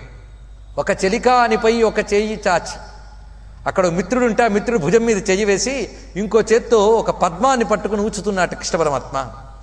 పైగా కొప్పున కందని కొన్ని కుంతలములు, చక్కగా కొప్పు పెట్టుకున్నప్పటికీ కూడా ఒత్తైన జుట్టు గనక కొప్పు కందని కొన్ని కుంతలాలు, ఆ ముంగురులు ఆ చెక్కుల మీద నృత్యం చేస్తున్నాయట, గాలికి కదులుతూ ఉన్నాయి అవి. పైగా చుంగులు పెట్టి కట్టిన, అంటే మంచి కుచ్చుళ్ళు పెట్టి కట్టుకున్నటువంటి పీతాంబరంతో శోభిస్తున్నాడు. పసిడి వన్నెలు గల పటమువాని, బంగారు రంగు పీతాంబరాన్ని ధరించినటువంటి వాడు. పైగా చక్కని పింఛాన్ని అలంకరించుకున్నవాడు. కొండగోగు పువ్వులు మొదలైనవి తన యొక్క చెవులకు అలంకరించుకున్నట్టు, చెవుల్లోంచి వచ్చి వేలాడుతూ చెక్కల మీద కనిపిస్తున్నాయి. పైగా అడవిలో దొరికే రకరకాల కుసుమాల మాలలు వేసుకున్న వనమాలాధారిని చూశారు. వారిత సర్వస్పృహలై, ఆ కృష్ణుడిని చూడగానే వాళ్ళు అన్నీ మరిచిపోయి పరవశించి నిలబడిపోయేట. అప్పుడు ఆయన పలకరించాడు. ఆయన పలకరించకపోతే వాళ్ళ మైమరుపు నుంచి కూడా బయటకు వచ్చేవాళ్ళు కారు. ఒక విధమైన సమాధి స్థితిని పొందేరు కృష్ణుని చూడగానే. కాంతారత్నములారా మీ గృహములన్ కళ్యాణమి, ఎంత చక్కగా అడిగాడు. మీ ఇంట్లో అందరూ బాగున్నారా? పాపం అందరినీ విడిచిపెట్టి ఇంత పరుగు పరుగున వచ్చారే, అయ్యో మీ వాళ్ళేమని అనుకుంటారేమో, తిరిగి వెళతారా అన్నట్టండి. ఇలాగే చేస్తాడు, రప్పిస్తాడు, తిరిగి వెళ్ళిపోమంటాడు ఆయన. కానీ వాళ్ళు తెలివైన వాళ్ళు. తగునే మాధవ ఇట్టి వాడి పలుకులు, నీ దగ్గరకు వచ్చిన వాళ్ళు తిరిగి వెళ్ళరు కదా అన్నట్ట. యద్గత్వా ననివర్తంతే తద్ధామ పరమం మమ, పరమాత్మ దగ్గరికి వచ్చిన వాళ్ళు మళ్ళీ తిరిగి వెళ్ళరు అంటే అర్థం పరమాత్మను చేరిన వారికి మరి జన్మ పరంపరలు లేవు. ఇది ఆంతర్యం. ఇలా చెప్పిన వెంటనే స్వామి వాళ్ళు తెచ్చినటువంటి ఆహార పదార్థములన్నీ వాళ్ళతో పాటు తిన్నట్ట. అప్పుడు ఆ విప్రులందరూ వచ్చేటండి అక్కడికి. వచ్చాక అప్పుడు వాళ్ళకి తెలిసొచ్చి లెంపలు వేసుకున్నారు. మేము యజ్ఞములని కర్మలని అహంకరించి యజ్ఞదీక్షితులం, ఈ యజ్ఞం కోసం పెట్టుకున్నవన్నీ యజ్ఞానికే ఇవ్వాలి, ఎవడో వాడొస్తే వాడికి ఇవ్వడమేంటి అనుకున్నారు. ఇప్పుడు బుద్ధి వచ్చిందిట. ఎందుకు? వాళ్ళ ఆవిళ్ళు చేసిన మంచి పని వల్ల వాళ్ళకి బుద్ధి వచ్చిందండి. అందుకు అనుకుంటున్నారు, కటకట మోసపోయితిమి కాంతలపాటి బుద్ధి లేదు, నేడిట హరిగానభో నెరుగ మేము దురాత్ములము, మేము కల్మషోద్భటులము, మేము పాపాత్ములం. ఎందుకంటే విష్ణు దూరగల ప్రాజ్ఞతలేల తపంబులేల, గొప్ప మాట చెప్పాడు చూడండి ఇక్కడ. విష్ణు భక్తి లేని వాడి యొక్క జ్ఞానములెందుకు, వాడి యొక్క కర్మలెందుకు? చూశారు ఇక్కడ, కర్మల కంటే జ్ఞానముల కంటే భక్తి గొప్పది. అందుకే నారదుల వారు భక్తి సూత్రాలు చెప్తారు, కర్మల కంటే జ్ఞానముల కంటే త్రిసత్యస్య భక్తిరేవ గరీయసి అంటాడు. త్రిసత్యస్య భక్తిరేవ గరీయసి అంటే కర్మజ్ఞాన భక్తి యోగాల్లో భక్తి అత్యంత ఉత్కృష్టమైనది. ఆ భక్తి లేని జ్ఞానము వృధా, భక్తి లేని కర్మ వృధా, అది చెప్తున్నాడు ఇక్కడ. అందుకు కర్మ విష్ణు దూరగుల ప్రాజ్ఞతలేల తపంబులేల, విష్ణువును గుర్తించలేనటువంటి వారి యొక్క బుద్ధి ఎందుకు, కర్మలెందుకు, వాళ్ళ తపస్సులెందుకు? పైగా జప హోమ జయనంబులు తపములు వ్రతములు లేని తరుణులు. మేమంతా ఏమనుకున్నాం? జపాలు చేసాం, తపస్సులు చేసాం. కర్మ చేస్తే ఒక చిక్కుందండి, కర్మ చేసేమన్న అహంకారం కూడా చేరుతుంది. అహంకారం చేరిందా భగవంతుడికి దూరం అవుతాం, గుర్తుపెట్టుకోండి. ఒకటే సూత్రం చెప్పాడు నారదుల వారు, ఈశ్వరస్యాప్యభిమాన ద్వేషిత్వాత్ దైన్యప్రియత్వాచ్చ. అది ఈశ్వరుడు అహంకార విద్వేషి. అహంకారం అంటే నచ్చదు ఆయనకి. అహంకార రాహిత్యాన్నే ఆయన సంతోషంగా స్వీకరిస్తాడు. అందుకే దైన్యప్రియుడు ఆయన. దైన్యం అంటే అహంకార రాహిత్యం. ఇక్కడ మేమందరం అహంకరించాం. ఏమిటి అహంకారం? కర్మాహంకారం. జప హోమ తప ఇత్యాదులన్నీ చేసేమని అహంకరించాం. అందులో ఏమీ లేవు పాపం. ఇప్పుడు ఈ అన్నం తీసుకొచ్చిన వాళ్ళకి వీళ్ళకి ఉన్నది కేవలం ఒక్కటే, ఏమిటి? నిష్కపటమైన భక్తి. కనుక వీరు ధన్యులయ్యారు, మేము ఆయన యొక్క అనుగ్రహాన్ని పొందలేకపోయాం. ఎందువల్ల అంటే భక్తి సలుపమి అకట, భక్తి లేకపోవడం వల్ల జరిగింది కదా అని చెప్తూ, అసలు యజ్ఞం అంటే ఎవరు? నారాయణుడే. యజ్ఞో వై విష్ణు అని. అంతేకాదు యజ్ఞమునకు ప్రభువు నారాయణుడు. యజ్ఞేశ అచ్యుత గోవింద. యజ్ఞ యుజ్జో మహేజ్ఞశ్చ క్రతుసత్రం సతాంగతి. యజ్ఞో యజ్ఞకృజ్ఞో యజ్ఞభుగ్ యజ్ఞ సాధన యజ్ఞాంతకుర్యజ్ఞ గుహ్యం అన్నమన్నాదేవచ. అన్నమాయన, అన్నం ఆరగించువాడాయన, యజ్ఞస్వరూపుడాయన. ఇలాగ అన్నస్వరూపుడు యజ్ఞస్వరూపుడని మేము మంత్రాలైతే చెప్తున్నాం, కానీ ఆ యజ్ఞస్వరూపుడే వస్తే తెలుసుకోలేకపోయాం. తెలుసుకోలేనివ్వకుండా చేసిందేమిటి? అహంకారం. అదే పెద్ద తెర. దానివల్ల మేము క్రతువుల్ ధర్మము మంత్ర తంత్ర ధనముల్ కాలంబు దేశంబు దేవతయున్ వన్నులు మేదినీసురులు ఎవ్వాడు అట్టి సర్వేశుడు ఈ క్షితి రక్షింప జనించినాడు ఎరుగమే. అది తెలుసుకోలేకపోయామే. ఇప్పుడు నమస్కరించి మేము శరణ వేడుతున్నాం అని వాళ్ళు కృష్ణుని పాదాల మీద పడితే కృష్ణుని వారిని కూడా అనుగ్రహించేట. ఈ కథలో ఏం చెప్తున్నాడు జాగ్రత్తగా చూడండి. ఇక్కడ మనకి భార్యాభర్తలు అన్నప్పుడు భర్తలు ఎవరు? యజ్ఞము చేసినటువంటి విప్రులు. భార్యలు ఎవరు? వారి యొక్క పత్నులు. ఇందులో 2 విషయములు చెప్తున్నాడు. వీళ్ళకున్నది అహంకారం. అహంకారానికి ప్రతీకే పురుషత్వం, అది ఇక్కడ చూపిస్తున్నాడు. అర్పణకి ప్రతీకయే స్త్రీత్వం, అర్పణ ఆశ్రయం. అక్కడ తర్కాల్లో వాళ్ళకి కేవలం అర్పణ మాత్రమే ఉన్నది, అది ప్రతీక, అది భక్తి. భక్తికి ప్రతీకలు వాళ్ళు, కర్మకి ప్రతీకలు వీళ్ళు. ఈ 2 చూపిస్తున్నాడు ఇక్కడ. ఆ భక్తి కర్మ, ఈ రెండిట్లో భక్తి లేని కర్మ వృధా అని. ఇక్కడ స్వామి కొన్ని అహంకారాల్ని తెగ నరకడమే తన లీలల్లో చూపిస్తున్నది. నిన్న ఒక అహంకారాన్ని కొట్టాడు. ఎవరి అహంకారం? బ్రహ్మగారి అహంకారం. గుర్తుంది కదా, బ్రహ్మగారి అహంకారం. ఇప్పుడు యజ్ఞకర్తల యొక్క అహంకారాన్ని కొట్టాడండి ఇక్కడ. అంటే బ్రహ్మగారి అహంకారం అంటే బుద్ధికి సంబంధించిన అహంకారం అది. ఇక్కడ వీళ్ళ యొక్క అహంకారం అంటే కర్మకి సంబంధించిన అహంకారం. ప్రతివాడికి 3 రకాల అహంకారాలు వస్తాయి, గుర్తుపెట్టుకోండి. ఒకటి, నేను తెలివైన వాణ్ణి అని బుద్ధితో వచ్చే అహంకారం ఒకటి. రెండవది, నేను ఈ కర్మ చేశా ఆ కర్మ చేశా అని కర్మపరమైన అహంకారం ఒకటి. మూడవది మరొకటి ఉంది, ఇంద్రియ జనితమైన అహంకారం. ఇంద్రియాలతో మమైకం చెంది ఆ ఇంద్రియ ప్రజ్ఞలు, ఒక్కొక్క ఇంద్రియానికి ఒక్కొక్క ప్రజ్ఞ ఉంటుంది. ఇదే నేను అనుకున్న అహంకారం. ఆ 3వ అహంకారానికి తర్వాత బుద్ధి చెప్తాడు, ఆ లీల తర్వాత చెప్తాను. ముందు ఈ 2 అహంకారాలకి దెబ్బ కొట్టాడు. పైగా వీళ్ళు అనుకుంటున్నారట, ధిక్ జన్మనస్త్రివృత్యర్థి దిగ్వ్రతం దిగ్భి యజ్ఞతాం ధిక్కులం ధిక్క్రియాదాక్ష్యం విముఖాయేత్వధోక్షజే. ఈ మాట చూడండి, ఇందులో ప్రతివాడు గుర్తుపెట్టుకోవలసిన మాట. ధిక్ అంటే ఛీ అని అర్థం. ధిక్ అని సంస్కృతంలో అంటారు, దానికి తెలుగులో చెప్పాలంటే ఛీ అని అర్థం, అంటే పరిగమాలిందని. ధిక్ జన్మ, మా జన్మ ఛీ అన్నాడు. మా జన్మ త్రివృత్ జన్మ. సంప్రదాయాలు కూడా తెలుస్తాయండి భాగవతం బాగా చదివితే. త్రివృత్ జన్మ, మా త్రివృత్ జన్మ వృధా అన్నాడు. త్రివృత్ జన్మ అంటే 3 చుట్ల జన్మట. 3 చుట్ల జన్మ వృధా అన్నాడు. 3 చుట్ల జన్మ అని, బ్రాహ్మణ జన్మని 3 చుట్ల జన్మ అంటారు. మనం ద్విజుడు అంటాం, కానీ వీళ్ళు త్రిజులు అన్నారండి ఇక్కడ. ఎలాగో చూడండి, పుట్టుకతో వచ్చేది సౌక్రము. పుట్టుకతో వచ్చేది అంటే మన శరీరాన్ని పొంది గర్భంలోంచి వచ్చాం, ఆ స్థితి సౌక్రము. ఇది మొదటి జన్మ, దీనికి సౌక్రము అంటారు. అంటే తండ్రి యొక్క శుక్రము ద్వారా వచ్చినటువంటి జన్మ గనక దీన్ని సౌక్రము అంటారు. రెండవది సావిత్రము. సావిత్రము అంటే ఉపనయన సంస్కారం ద్వారా వాడికి 2వ జన్మ వచ్చింది, దీన్ని సావిత్రము అంటారు. మూడవది దైక్ష్యము. దైక్ష్యము అంటే ఏదైనా ఒక మంత్రదీక్ష తీసుకుంటే అది 3వ జన్మ. ఇలా 3 జన్మలు ఉంటాయట. మా 3 జన్మలు వృధాయే. ఎందుకంటే మేము మొట్టమొదటి జన్మ పొందాం, 2వ జన్మ పొందాం, దీక్షలు కూడా పొందాం. ఏం లాభం? మా యొక్క ఈ జన్మ వృధా, మా వ్రతములు వృధా, మా క్రియలు వృధా, మా సమర్థతలు వృధా. మావే కాదు, ఎవరివైనా. ఎవరు విష్ణువుకు విముఖులో వారు సాధించినవి ఇవన్నీ వృధయే. ఇందులో చెప్తున్నది ఏంటంటే, విష్ణు భక్తి లేని విబుధుడే పాదయుగముతోడి పశువుగాక అని ప్రహ్లాదుడు చెప్పినదే. విబుధుడు అంటే పండితుడు. ఎంత పండితుడైనప్పటికీ కూడా విష్ణు భక్తి లేకపోతే ఇంకెందుకండి? పనికిమాలిన అహంకారం కాకపోతే. త్యాగరాజ స్వామి వారు చెప్పలేదా భక్తి యొక్క విలువని? భక్తి లేనప్పుడు అన్నీ వృధా అని. భక్తి బిచ్చమీయవే రామయ్య, సాత్వికమగు భక్తి బిచ్చమీయవే అనే కీర్తనలో చెప్తారు. ఏమనంటే, ప్రాణము లేని వానికి బంగారు పాగజుట్టి ఆణిముత్యం మురమందు ఉంచురీతినున్నది అన్నాడు ఇక్కడ. ప్రాణం లేని ఒక శవానికి చక్కగా అలంకారం చేసినట్లుగా భక్తి లేని వాడికి పాండిత్యం కూడా అలాంటిదే అన్నాడు. ఎంత చక్కటి ఉపమానం చెప్పాడు చూడండి. భగవంతుడు భూమి మీద సంచరిస్తూనే ఏ లోకంలో ఎవడి బుర్రలో ఏం పుడుతోందో కూడా తెలుసుకుంటున్నాడండి. చూడండి ఇక్కడ విశేషం. ఇక్కడ సంచరిస్తూనే ఎవడి బుద్ధి ఎటు వెళుతోందో గ్రహిస్తున్నాడు ఆయన. కనుక మానవుడుగా కనిపిస్తున్నప్పటికీ ఆయన సంపూర్ణమైన మాధవుడు గనకనే ఆయన ఇప్పుడు మరొక లీల చేయబోతున్నాడు.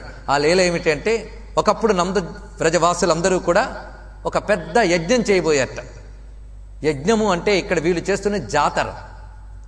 వ్రజవాసులు వీళ్ళు చేసేది, అంతేగాని హోమగుండములు రగిల్చేదే యజ్ఞమని కాదు. ఇది బాగా తెలుసుకోండి. ఆఖరికి దేవతలను ఉద్దేశించి చేసే జాతరలు కూడా భారతీయ సంస్కృతిలో యజ్ఞములే. అశ్వమేధ యాగానికి ఏది సూత్రమో అంకాలమ్మ జాతరకు కూడా అదే సూత్రం, గుర్తుపెట్టుకోండి. ఇదంతా కలిపితేనే హిందూ మతం. కనుక హిందూ మతం అంటే కేవలం నిప్పులు రగిలించి నెయ్యి పోసేదే కాదు, జాతరలు చేసే సామాన్యులు కూడా హిందూ మతంలో భాగమే. వీటన్నిటికీ వైదిక సూత్రం ఒక్కటే. అలాగే ఒక్కొక్కరు వారి వారి స్థాయిల్లో చేస్తారు. ఇక్కడ వీళ్ళందరూ బళ్లలో యజ్ఞ సామగ్రి అంటే ఆ జాతరలో ఇంద్రుడికి నివేదించవలసినటువంటి రకరకమైన పదార్థములను పెట్టుకుని యజ్ఞం చేయాలని సంకల్పించుకున్నారట. ఎవరు? నందుడు మొదలైన వాళ్ళందరూ. కృష్ణ పరమాత్మ దాన్ని ఆపేట. ఎందుకు మీరు యజ్ఞం చేయదలుచుకున్నారు అంటే, యజ్ఞం చేయడం వల్ల ఇంద్రుడు సంతోషించి వర్షం కురిపిస్తాడు, అందుకోసం ఈ ఇంద్రయాగం చేయబోతున్నాం అన్నట్ట. అంటే ఎవడి కర్మకి తగ్గట్టుగా వాడికి ఫలితాలు వచ్చేటప్పుడు మధ్యలో ఈ దేవుడు ఏమిటి అన్నట్టండి ఆయన. ఇది చూస్తుంటే కృష్ణుడు నాస్తికవాదిలా కనిపిస్తాడు యజ్ఞాలు వద్దని. కానీ పొరపాటున అలాంటి కన్క్లూజన్స్కి రావద్దండి. కృష్ణుడు ఇక్కడ ఎందుకు చేస్తున్నాడో చెప్తున్నారు ఇక్కడ. ఇది ఎందుకు అంటే, కాలాత్మన భగవత శక్రదర్పం జిఘాంసయ, ఒకటే మాట చెప్పారు ఇక్కడ, శక్రదర్పం జిఘాంసయ, ఇంద్రుడికున్న అహంకారాన్ని తొలగించడానికే ఈ పని చేస్తున్నట్ట.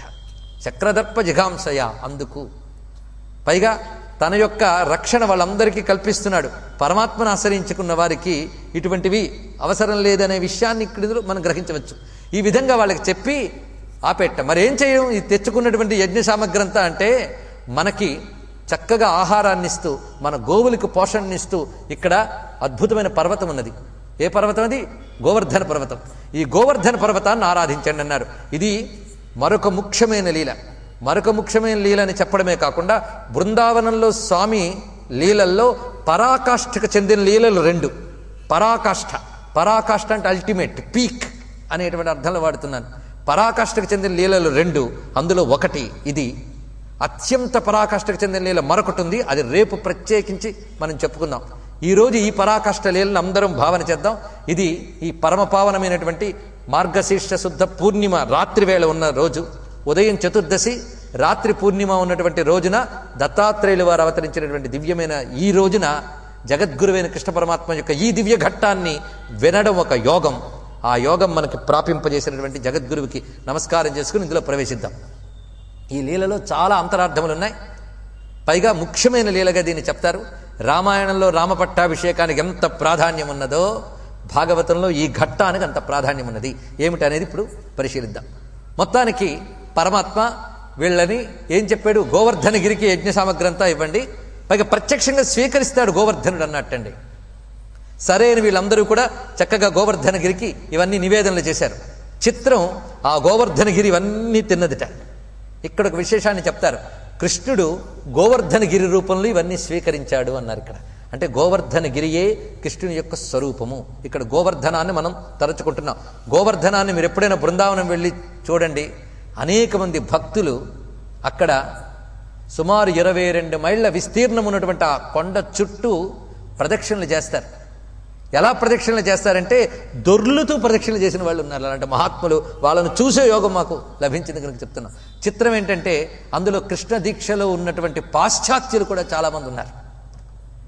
అదొక విశేషమైన అంశం. అది గిరిరాజ్ అని చెప్పబడుతూ గోవర్ధనగిరి భాషిస్తున్నాడు. బృందావనంలో ప్రధానమైనటువంటి 3 గిరులు ఉన్నాయి. ఈ 3 గిరులు త్రికూటములు అని చెప్పబడతాయి. ఆ 3 గిరులు బ్రహ్మగిరి, విష్ణుగిరి, రుద్రగిరి. బ్రహ్మగిరి రాధాదేవి యొక్క జన్మభూమి అయినటువంటి బర్సానా దగ్గర ఉన్నటువంటి పర్వతం బ్రహ్మగిరి. అదేవిధంగా కృష్ణ పరమాత్మ పుట్టిన నందవ్రజం అంటే అక్కడి నుంచి వచ్చేసారు వీళ్ళు. ఆ నందవ్రజం దగ్గర ఒక గిరి ఉంది, నందగిరి అని. ఆ గిరి రుద్రగిరి. మరి విష్ణుగిరి ఏదంటే గోవర్ధనగిరి, విష్ణుగిరి. ఇది కృష్ణుడు అవతరించక ముందే విష్ణువంశతో అక్కడ ఉన్నది. అది విష్ణువంశతో ఉన్నది. ఇప్పుడు కృష్ణ పరమాత్మ తన శక్తిని అందులో ఆవహింపజేశాడు. ఆ కారణం చేత ఆ గోవర్ధనగిరి మొత్తం వీళ్ళ యొక్క యజ్ఞద్రవ్యములను ఆహరించిందిట. చాలా ఆనందపడ్డారు వీళ్ళందరూ. ఎవరిళ్ళకి వాళ్ళు ఆనందంగా వెళ్ళారు. ఈ లోపల ఇంద్రుడికి కోపం వచ్చింది. ఎందుకంటే తనకు చేయవలసిన యజ్ఞాన్ని కృష్ణుడు ఆపివేశాడు గనక మహాకోపం వచ్చిందిట. కోపం వచ్చి అనుకుంటున్నాడు, పెరుగున్నేతులు త్రావి క్రొవ్వి భువి ఆభీరుల్ మదాభీరులై గిరి సంఘాత కఠోర పత్రదళన క్రీడా సమారంభ దుర్భర దంబోళి ధరున్ పురందరు ననుం దాటించి పూజింపక ఆ గిరికిన్ పూజలు చేసి పోజరిదిపో కృష్ణుడు ప్రేరేచగన్. ఆ కృష్ణుడు ప్రేరేపించగానే ఈ గొల్లలందరూ కూడాను నన్ను అవమానిస్తారా? నేను ఎటువంటి వాణ్ణి? దంభోళి ధరుండ. దంభోళి అంటే వజ్రాయుధం. వజ్రాయుధం ధరించాను. ఈ వజ్రాయుధం ఎలాంటిది? వీళ్ళు కొండకు పూజ చేశారే, ఇలాంటి కొండలు ఒకప్పుడు రెక్కలు వేసుకు ఎగిరినప్పుడు ఆ కొండల గర్వాన్ని అణచినటువంటి వజ్రాయుధం ఇది. ఇలాంటి వజ్రాయుధం ధరించిన నన్ను అవమానిస్తారా వీళ్ళు? ఎందుకు అవమానించారంటే ఒళ్ళు కొవ్వెక్కింది వీళ్ళకంటున్నట్టు. ఇక్కడ చూడండి, ఎందుకు కొవ్వెక్కిందంటే పెరుగున్నేతులు త్రావి క్రొవ్వి. ఇలా పెరుగులు నేతులు తాగి ఒళ్ళు కొవ్వెక్కి వీళ్ళు పనిచేశారు గనక నేనేమిటో వీళ్ళకి చూపిస్తానని పర్జన్య శక్తుల్ని పిలుచుకొచ్చాట. ఇక్కడ గణం సావర్తకం నామ. ఇక్కడ ముఖ్యంగా ఇవి ప్రళయకాలంలో కురిసే మేఘములు కొన్ని ఉన్నాయి. అవి పుష్కల, ఆవర్తక అని పేరున్న మేఘములు. ఇలాంటి మేఘశక్తులన్నింటినీ పిలుచుకొచ్చాడు ఇంద్రుడు. పిలుచుకొచ్చి మీరు భయంకరంగా ఈ వ్రజంపై కురవండి అని ఆజ్ఞాపించాడు. ఈ విధంగా ఇంద్ర ప్రేరితంగా అవి నందుని మంద మీద అమోఘంబులైన మేఘంబుల మహోఘంబులై పన్ని ప్రచండగతి చండ మరీచ మండలంబు కప్పి దివిరిండి దిశలావరించి రోదోంతరాళంబు నిరంతర నిబిడాంధకార బంధురంబుగా నిరోధించి బలిభంజన తృతీయ పాద పల్ల భగ్నంబైన బ్రహ్మాండ భాండంబు చిల్లులను జల్లించిన. బ్రహ్మాండం చిల్లులు పడిందా అన్నట్లుగా భయంకరమైన వృష్టిని అక్కడ కురిపించాడు ఇంద్రుడు తన యొక్క పర్జన్య శక్తులతో. అవి శిలలతో పాటు వర్షిస్తూ ఉన్నాయి. నిలవలేక మొత్తం బృందావనవాసులైన వాళ్ళందరూ కృష్ణ కృష్ణ మహాభాగా, అక్కడ వాళ్ళు చేస్తున్నటువంటి ఆర్తితో కూడా వాళ్ళు కృష్ణునే స్మరిస్తున్నారు. కృష్ణ కృష్ణ మహాభాగా త్వన్నాథం గోకులం ప్రభో త్రాతుమర్హసి దేవాన్న కుపితాద్భక్తవత్సల. చూడండి ఈ శ్లోకం ఎంత చక్కగా చెప్పారు. కృష్ణ కృష్ణ మహాభాగా, ఓ మహానుభావుడైన శ్రీకృష్ణ, త్వన్నాథం గోకులం. మంచి మాట. ఇక్కడ భాగవతంలో పదబంధాలు చాలా విశేషమైన పదబంధాలండి. సంస్కృతం రానందుకు బాధపడవలసిన విషయం, ఒక భాగవతాన్ని ఒక రామాయణాన్ని చదివి తెలుసుకోలేకపోతున్నామే అని బాధపడాలి. ఇక్కడ త్వన్నాథం గోకులం, నిన్నే నాథుడిగా కలిగినటువంటి గోకులం ఏదైతే ఉన్నదో, నిన్నే నాథుడిగా కలిగిన గోకులం అంటే నువ్వే దిక్కుగా కలిగినటువంటి ఈ గోకులాన్ని త్రాతుమర్హసి దేవాన్నః, నువ్వు కాపాడాయి. ఎవరి నుంచి? దేవాత్ అంటే దేవతల నుంచి కాపాడాలి. దేవతలు మాపై కుపితులై ఈ విధంగా మమ్మల్ని బాధిస్తున్నారు కనుక ఓ భక్తవత్సల కాపాడవయ్యా అని ఎప్పుడైతే ప్రార్థించారో అప్పుడు పరమాత్మ కదిలి వచ్చాడు. వర్షంతో ఆకులమైపోతున్న గోకులాన్ని చూసి ధైర్యంగా వాళ్ళందరికీ అభయమిచ్చి, ఇది ఎందువల్ల జరుగుతుందో ఆయనకి తెలియందా? తన్నొక ఇంత గై కొనక తప్పిరి యాగము చేసి రంచు తా మిన్నున నుండి గోపకల మీద శిలల్ కురియింపుచున్నవాడు ఉన్నత నిర్జరేంద్ర విభవోద్ధత గర్వనగాధిరూఢుడై కన్నులగా నడింద్రుడు ఇటు గర్వపరుండొరు గాన నేర్చునే. గొప్ప మాట వేశాడు. గర్వపరుండు ఒరుగాన నేర్చునే. గర్వం నెత్తికెక్కిన వాడు అవతలి వాడు గొప్పతనాన్ని తెలుసుకోగలడా? కనుక గర్వంతో, పైగా వీడు గర్వనగాధిరూఢుడే, కొండెక్కి కూర్చున్నాడు ఇంద్రుడు. ఏ కొండ? గర్వమనే కొండెక్కి కూర్చున్నటువంటి ఇంద్రుడు ముందు వెనకలు తెలుసుకోకుండా, నన్ను గ్రహించకుండా ఈ పని చేస్తున్నాడు. సరే, అతనికి బుద్ధి ఎలా చెప్పాలి? అతని మీద యుద్ధం చేయడం కాదు, వీళ్ళని రక్షించదలుచుకుని పరమాత్మ ఒక్కసారిగా వెళ్ళి ఆ గోవర్ధన గిరిని తన చేత్తో పెకలించి ఎత్తుతున్నాడు. ఇక్కడ చేత్తో ఎత్తాడు స్వామి. కిరియైధర ఎత్తిన హరి. ఆయన కొండెత్తడం పెద్ద ఆశ్చర్యమా అండి? కిరియైధర ఎత్తిన హరి కరసరసిజ ముకుళమెత్తుగతి త్రిభువన శంకర కరుడై గోవర్ధన గిరి ఎత్తెన్ చక్క నొక్క కేలన్ లీలన్. ఒక చేత్తో ఎత్తేటండి. ఆయన ఎవడు? కిరియైధర ఎత్తిన హరి, వరాహ రూపం ధరించి భూమినే ఎత్తినటువంటి హరి భూమి మీద ఉన్న కొండనెత్తడంలో ఆశ్చర్యమా? ఎలా ఎత్తాడు అంటే కష్టపడి ఎత్తలేదండి. ఎత్తడం తీరు చూడండి. కరి సరసిజ ముకుళమెత్తుగతి, ఒక ఏనుగు కొలంలో ఉన్న కమలాన్ని తీసినట్లుగా అన్నాడు. ఎంత చక్కటి మాట. ఒక ఏనుగు కొలంలో ఉన్న కమలాన్ని తీసినట్లుగా ఆ కొండను ఎత్తేట అంటే అలవోకగా ఎత్తాడు. ఆ ఎత్తి పట్టుకుని నిలబడి బాలుండాడుచు ఆతపత్రమని సంభావించి పూగుత్తి కెంగేలం దాల్చిన లీల లేనగవుతో కృష్ణుండు తానం మహాశైలంబున్ వలకేల దాల్చే. పిల్లవాడు కూడా ఆడుకుంటూ వెళుతూ తోవలో ఒక పువ్వులు గుత్తి పడితే తీసుకున్నట్లుగా ఆ కొండనెత్తేట. ఎత్తి విపుల ఛత్రంబుగా పట్టి ఆలీలాభ్రచ్యుత దుశ్శిలాచకిత గోపీ గోప గోపంతికిన్. ఆ భయంకరమైన వానతో చకితమైపోతున్నటువంటి మొత్తం గోపీ గోప గోపంతి, మొత్తం వాళ్ళతో పాటు మొత్తం నందవ్రజంలో ఉన్నటువంటి మిగిలిన పశువులు కూడా, కుక్కలు కూడా అందులో ఉన్నాడని వర్ణిస్తాడు ఇక్కడ. మొత్తం అందరూ ఆబాల గోపాలం అంటే ఇదేనండి. వీళ్ళందరూ కూడా మొత్తం ఆశ్చర్యచకితులు చూస్తున్నారు పిల్లవాడు ఎత్తడాన్ని. ముందు మందహాసం చేస్తూ, ఏం భయపడకండి, రండి, రా తల్లి రమ్ము తండ్రి వ్రేతలు గోపకులు రండు వినుడి కర్తక్ష్మాతలమున ఉండు గోవ్రాతముతో మీరు మీకు వలసిన ఎడలను. ఈ కొండనెత్తేనే ఈ క్రింద ఈ ప్రాంతంలో మీకు ఎక్కడ కావాలంటే అక్కడ హాయిగా ఉండండి, అందరూ రండి. భయపడద్దు. పిల్లవాడు కదా, కొండెత్తాడు ఏమవుతుందా అని. బాలుండీతడు కొండ దొడ్డది మహాభారంబు సైరింపగా జాలండోయని దీని క్రింద నిలువని శంకింపగా బోలదు. మీరేం శంకించద్దు. ఆ శైలాంభోనిది జంతు సంయుత ధరాచక్రంబు పైబడ్డ నా కేలు అల్లాడదు బంధులార నిలుడి క్రిందన్ ప్రమోదంబునన్. మొత్తం సమస్తమైనటువంటి జ్యోతిశ్చక్రాలు, గ్రహమండలాలు, భూమండలాలు ఇవన్నీ వచ్చి మీద పడ్డా నా చెయ్యి చెదరదు అన్నాడు. ఇక్కడ చూడండి, గొప్ప విషయాన్ని చెప్తున్నాడు. నా చెయ్యి చెదరదు, ఎందుకంటే నేను అచ్యుతుణ్ణి. గొప్ప మాట ఇక్కడ. కృష్ణుడు అచ్యుతుడు. చ్యుతము అంటే జారుట అనర్థం. అచ్యుతుడు అంటే జారని వాడు. ఆయన జారడండి. తన స్థితి నుంచి తానెప్పుడు జారడు. తనను నమ్మిన వారిని జారనివ్వడు. అందుకు అచ్యుతుడు. అలాంటి అచ్యుతుని యొక్క శక్తి ఎలాంటిది? అనంతం, అంతము లేనటువంటిది, అనంతమైన శక్తి.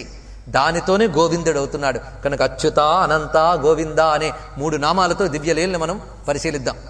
ఈ విధంగా ఎత్తి పట్టుకోగానే అందరూ ఆనందంగా పుత్రమిత్ర కళత్రాది సమేతులై గోవులు, గోపజనులు ఇత్యాదులందరూ అందులో చేరారు. ఆ చేరి ఆశ్చర్యచకితులై చూస్తున్నట్ట. ఆ కూర్చున్న వాళ్ళందరూ ఇంకా చర్చలు మొదలెట్టారండి. ఏమిటి ఆశ్చర్యం? పిల్లవాడెక్కడా, కొండ ఎత్తడం ఏమిటి? ఏదో అర నిమిషమో కాదు, ఇలా 7 పగళ్ళు 7 రాత్రులు గడిచిందండి. అందులో 7 పగళ్ళు 7 రాత్రులు మొత్తం అందరూ అక్కడే ఉన్నట్ట. మరి ఒక్క పూట తిండి లేకపోతే నీరసాలు వస్తాయే. మరి 7 పగళ్ళు 7 రాత్రులు వీళ్ళకి ఆహారం ఏమిటి? గొప్ప మాటను ఇక్కడ చెప్తున్నాడండి. కృష్ణుడు వీళ్ళందరినీ చూస్తూ ఉన్నట్ట. ఆ కృష్ణుడు సన్నిధిలో ఉండడం చేత వీళ్ళకి ఆకలి దప్పికలు కూడా లేవుట. ఆకలి దప్పులు మరిచిపోయారు కాదు, ఆకలి దప్పికలు లేవు. ఎందుకంటే నిన్న మనం చెప్పుకున్న అమృతావతార గుర్తుపెట్టుకోండి. ఆ కృష్ణ పరమాత్మ నుంచి వస్తున్నటువంటి అమృత శక్తి చేత వీళ్ళు పుష్టి కలిగి, తృష్టి కలిగి దానిలో కూర్చుని వాళ్ళు ఒకటే ఆనందంగా కృష్ణ పరమాత్మను చూస్తున్నట్ట. ఈ దృశ్యం ఎక్కడ చూడగలరండి? చక్కగా కొండ ఎత్తి నిలబడినటువంటి కృష్ణ పరమాత్మ యొక్క మూర్తిని ధ్యానించడం ఒక విశేషం. గోవర్ధన గిరిధరుడైనటువంటి ఆ గోవిందుని వీళ్ళు కనులారా చూస్తూ పరవశించారు. పైగా ఒకరిలో ఒకరు మాట్లాడుకుంటున్నారు. ఇప్పుడు అర్థమవుతోంది, నీ పిల్లాడు సామాన్యుడు కాడయ్యా ఓ నందా అంటున్నట్టు చుట్టుపక్కల కూర్చున్న వాళ్ళు. మేము చిన్నప్పుడు చేసినవన్నీ తలంచుకుంటూ ఉంటే ఏదో జరిగింది అనుకున్నాం, కానీ జరిగిన ఒక్కొక్కటి ఇప్పుడు గుర్తు తెచ్చుకుంటున్నాం అన్నారు. అందుకే ఈ లీల ముఖ్యమైన లీల. ఎందుకంటే మొత్తం నందవ్రజవాసులందరికీ ఈయన నారాయణుడు అని తెలిసిపోయిన లీలండి ఇది. ఇక్కడ స్పష్టంగా పట్టేసింది వీళ్ళకి. ఈయన పరమాత్మ అనే భావం ఇక్కడ గట్టిగా పట్టింది. ఎవరికి? గోపకులకి, గోపికలకి, అందరికీ కూడా. ఇంతవరకు వాళ్ళు ఆయన ప్రేమించారు. ఆ ప్రేమలో సర్వస్వ సమర్పణ ఉంది, అందులో సందేహమేం లేదు. కానీ ఈ లీలతో ఈయన పరమాత్మ అనే భావం రూఢి అయిందిట. అందుకు అవన్నీ తలంచుకుంటున్నారు. కన్నులు తెరవని కడు చిన్ని పాపడై, ఒకప్పుడు కళ్ళు కూడా తెరవని వయస్సులో దానవి చనుబాలు త్రావి చంపే, అప్పుడు ఆ లీల చేశాడు.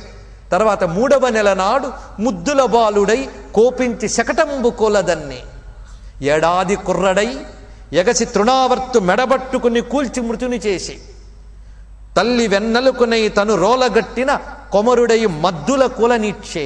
దామోదర లీలని స్మరించారు ఇక్కడ. ఈ విధంగా చేసినటువంటి ఇతడు కేవల మనుజుడే ఎంచి చూడ. ఇతడు కేవల మనుజుడే, మానవుడు కాడు. 7 ఏండ్ల బాలుడెక్కడా? ఇప్పుడు కృష్ణుడి వయసు 7 ఏళ్ళు. 7 ఏండ్ల బాలుడెక్కడ? క్రీడన్ కరితమ్మి ఎత్తు క్రియ ఇందరు ముంజూడ గిరి ఎత్తుటెక్కడ? వేడుక నొక చేత నేడు వెరగవు కాదే. ఈరోజు అంత వేడుగ్గా ఒక చేత్తో ఎత్తాడే, ఇది ఆశ్చర్యం కలిగించదా? ఓ నంద గోపవల్లభ, నీ నందనుడు ఆచరించు నేర్పరితనముల్ మానవులకు శిక్షంబులే మానవ మాతృండే నీ కుమారుడు తండ్రి అని దండం పెట్టేట వాళ్ళందరూ. అప్పుడు నందుడు అంటున్నాడు, గర్గమహాముని చెప్పిన సంకేతంబు ఇప్పుడు అతనికి, గర్గమహాముని మాట్లాడిన మాటలు ఇప్పుడు గుర్తుకొచ్చేట. అనేదో చెప్పాడయ్యా కృతయుగంలో, త్రేతాయుగంలో, ద్వాపర యుగంలో, నాకేం అర్థం కాలేదు, ఇప్పుడు అర్థమవుతుంది ఈయన పరమాత్మ అని. శంక లేదు, కృష్ణుండు లోకరక్షకుండైన పుండరీకాక్షుండు అనుచు అంతరంగమ్మును చింతించదా. ఇతడు లోకరక్షకుడైన నారాయణుడే అనుకుంటున్నాను అన్నాడు నందుడు. ఈ సమయంలో ఆ ఇంద్రుడు అలసిపోయాడండి. చూసారా, పరమాత్మ రక్షణలో అలసట లేదు, కానీ బాధించేవాడే అలసిపోవాలి ఎప్పుడైనా. ఇది గుర్తుపెట్టుకోండి. పరమాత్మ ఎంత చక్కగా రక్షిస్తాడంటే మనల్ని బాధించేవాడు అలసి విసిగి వెళ్ళిపోవాలే తప్ప పరమాత్మ ఎప్పుడూ విసిగిపోడండి. అందుకు ఇంద్రుడు విసిగిపోయేట. పైగా ఆ మేఘశక్తిని కురవమన్నాడు. కురిసేవి, ఇంకా కురవండి అన్నాడు. మేము ఖాళీ అయిపోయామన్నాయట. మళ్ళీ మేము ఛార్జ్ అయ్యి రావాలి, ఇప్పుడు మొత్తం ఖాళీ అయిపోయామన్నారు. మా వల్ల కాదు, కృష్ణుడు పట్టుకున్నాక మేము అది దాటి వెళ్ళలేం అని వెనక్కి వెళ్ళిపోయి ఇంకేం చేస్తాడు? సిగ్గుపడ్డాడు. ఇప్పుడు క్షమాపణ చెప్పుకోవాలి కృష్ణుడి ముందుకు వెళ్ళి. ఏ మొహం పెట్టుకెళ్తాడు కనుక ముందు తాను చేసిన తప్పు బ్రహ్మదేవుడికి చెప్పుకోవాలి. చెప్తే ఆయన క్షమించి వెళ్ళు అంటే వెళ్ళాలి. కనుక ముందు బ్రహ్మదేవుడి దగ్గర పరిగెత్తట. తప్పు చేశానయ్యా నేను పరమాత్మ పట్ల అన్నట్ట. ఏ మొహం పెట్టుకు వెళ్ళని అనుకుంటున్నానంటే నేను కూడా 4 మొహాలు పెట్టుకుని వెళ్ళాను ఆయన దగ్గరికి. ఇలాంటి తప్పే చేసి ఏం పర్వాలేదు వెళ్ళానట్ట. ఎందుకంటే స్వామి దగ్గర ఒక గొప్ప విశేషం ఉందయ్యా. అపరాధ సహస్రాణి క్రియంతే హన్యసమ్మయ దాసోజమితు మాం మత్వా క్షమస్వ పరమేశ్వర. వేల కొలది అపరాధాలు చేసినా ఒక్కసారి పశ్చాత్తాపంతో శరణి వేడితే అవన్నీ మర్చిపోయి అనుగ్రహిస్తాడు. అదొక్కటే భరోసా మనకి. అనేక జన్మల నుంచి కూడబెట్టుకున్న అపరాధాలు ఎన్ని ఉన్నా మన అర్హతలు కాదు, ఆయన పాదాల మీద పడితే అవన్నీ తొలగించి మన్నిస్తాడు. దయామయుడు ఆయన.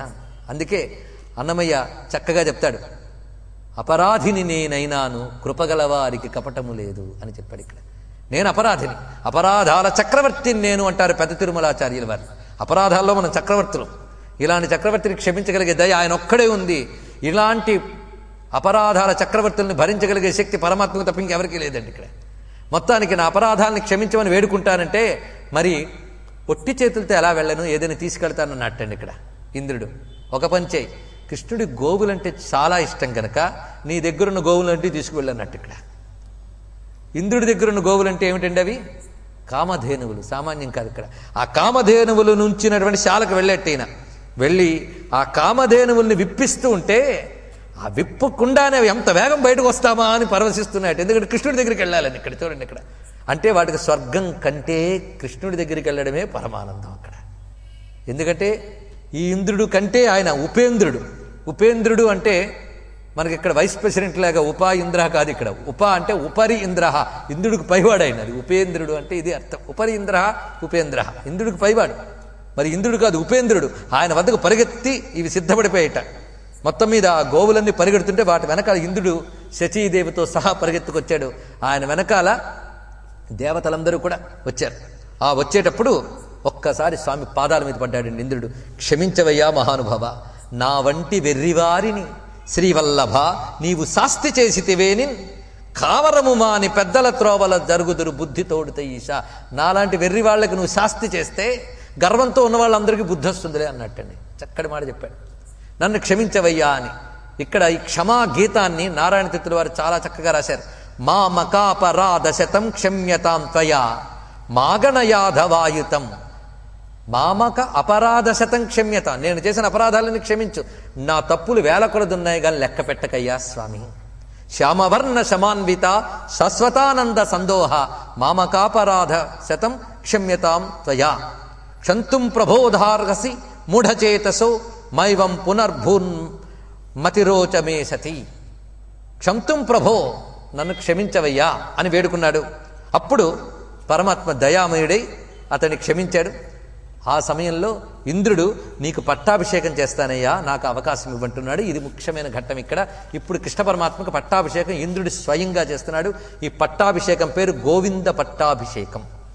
గోవింద పట్టాభిషేకం ఇది చాలా ముఖ్యమైన ఘట్టం.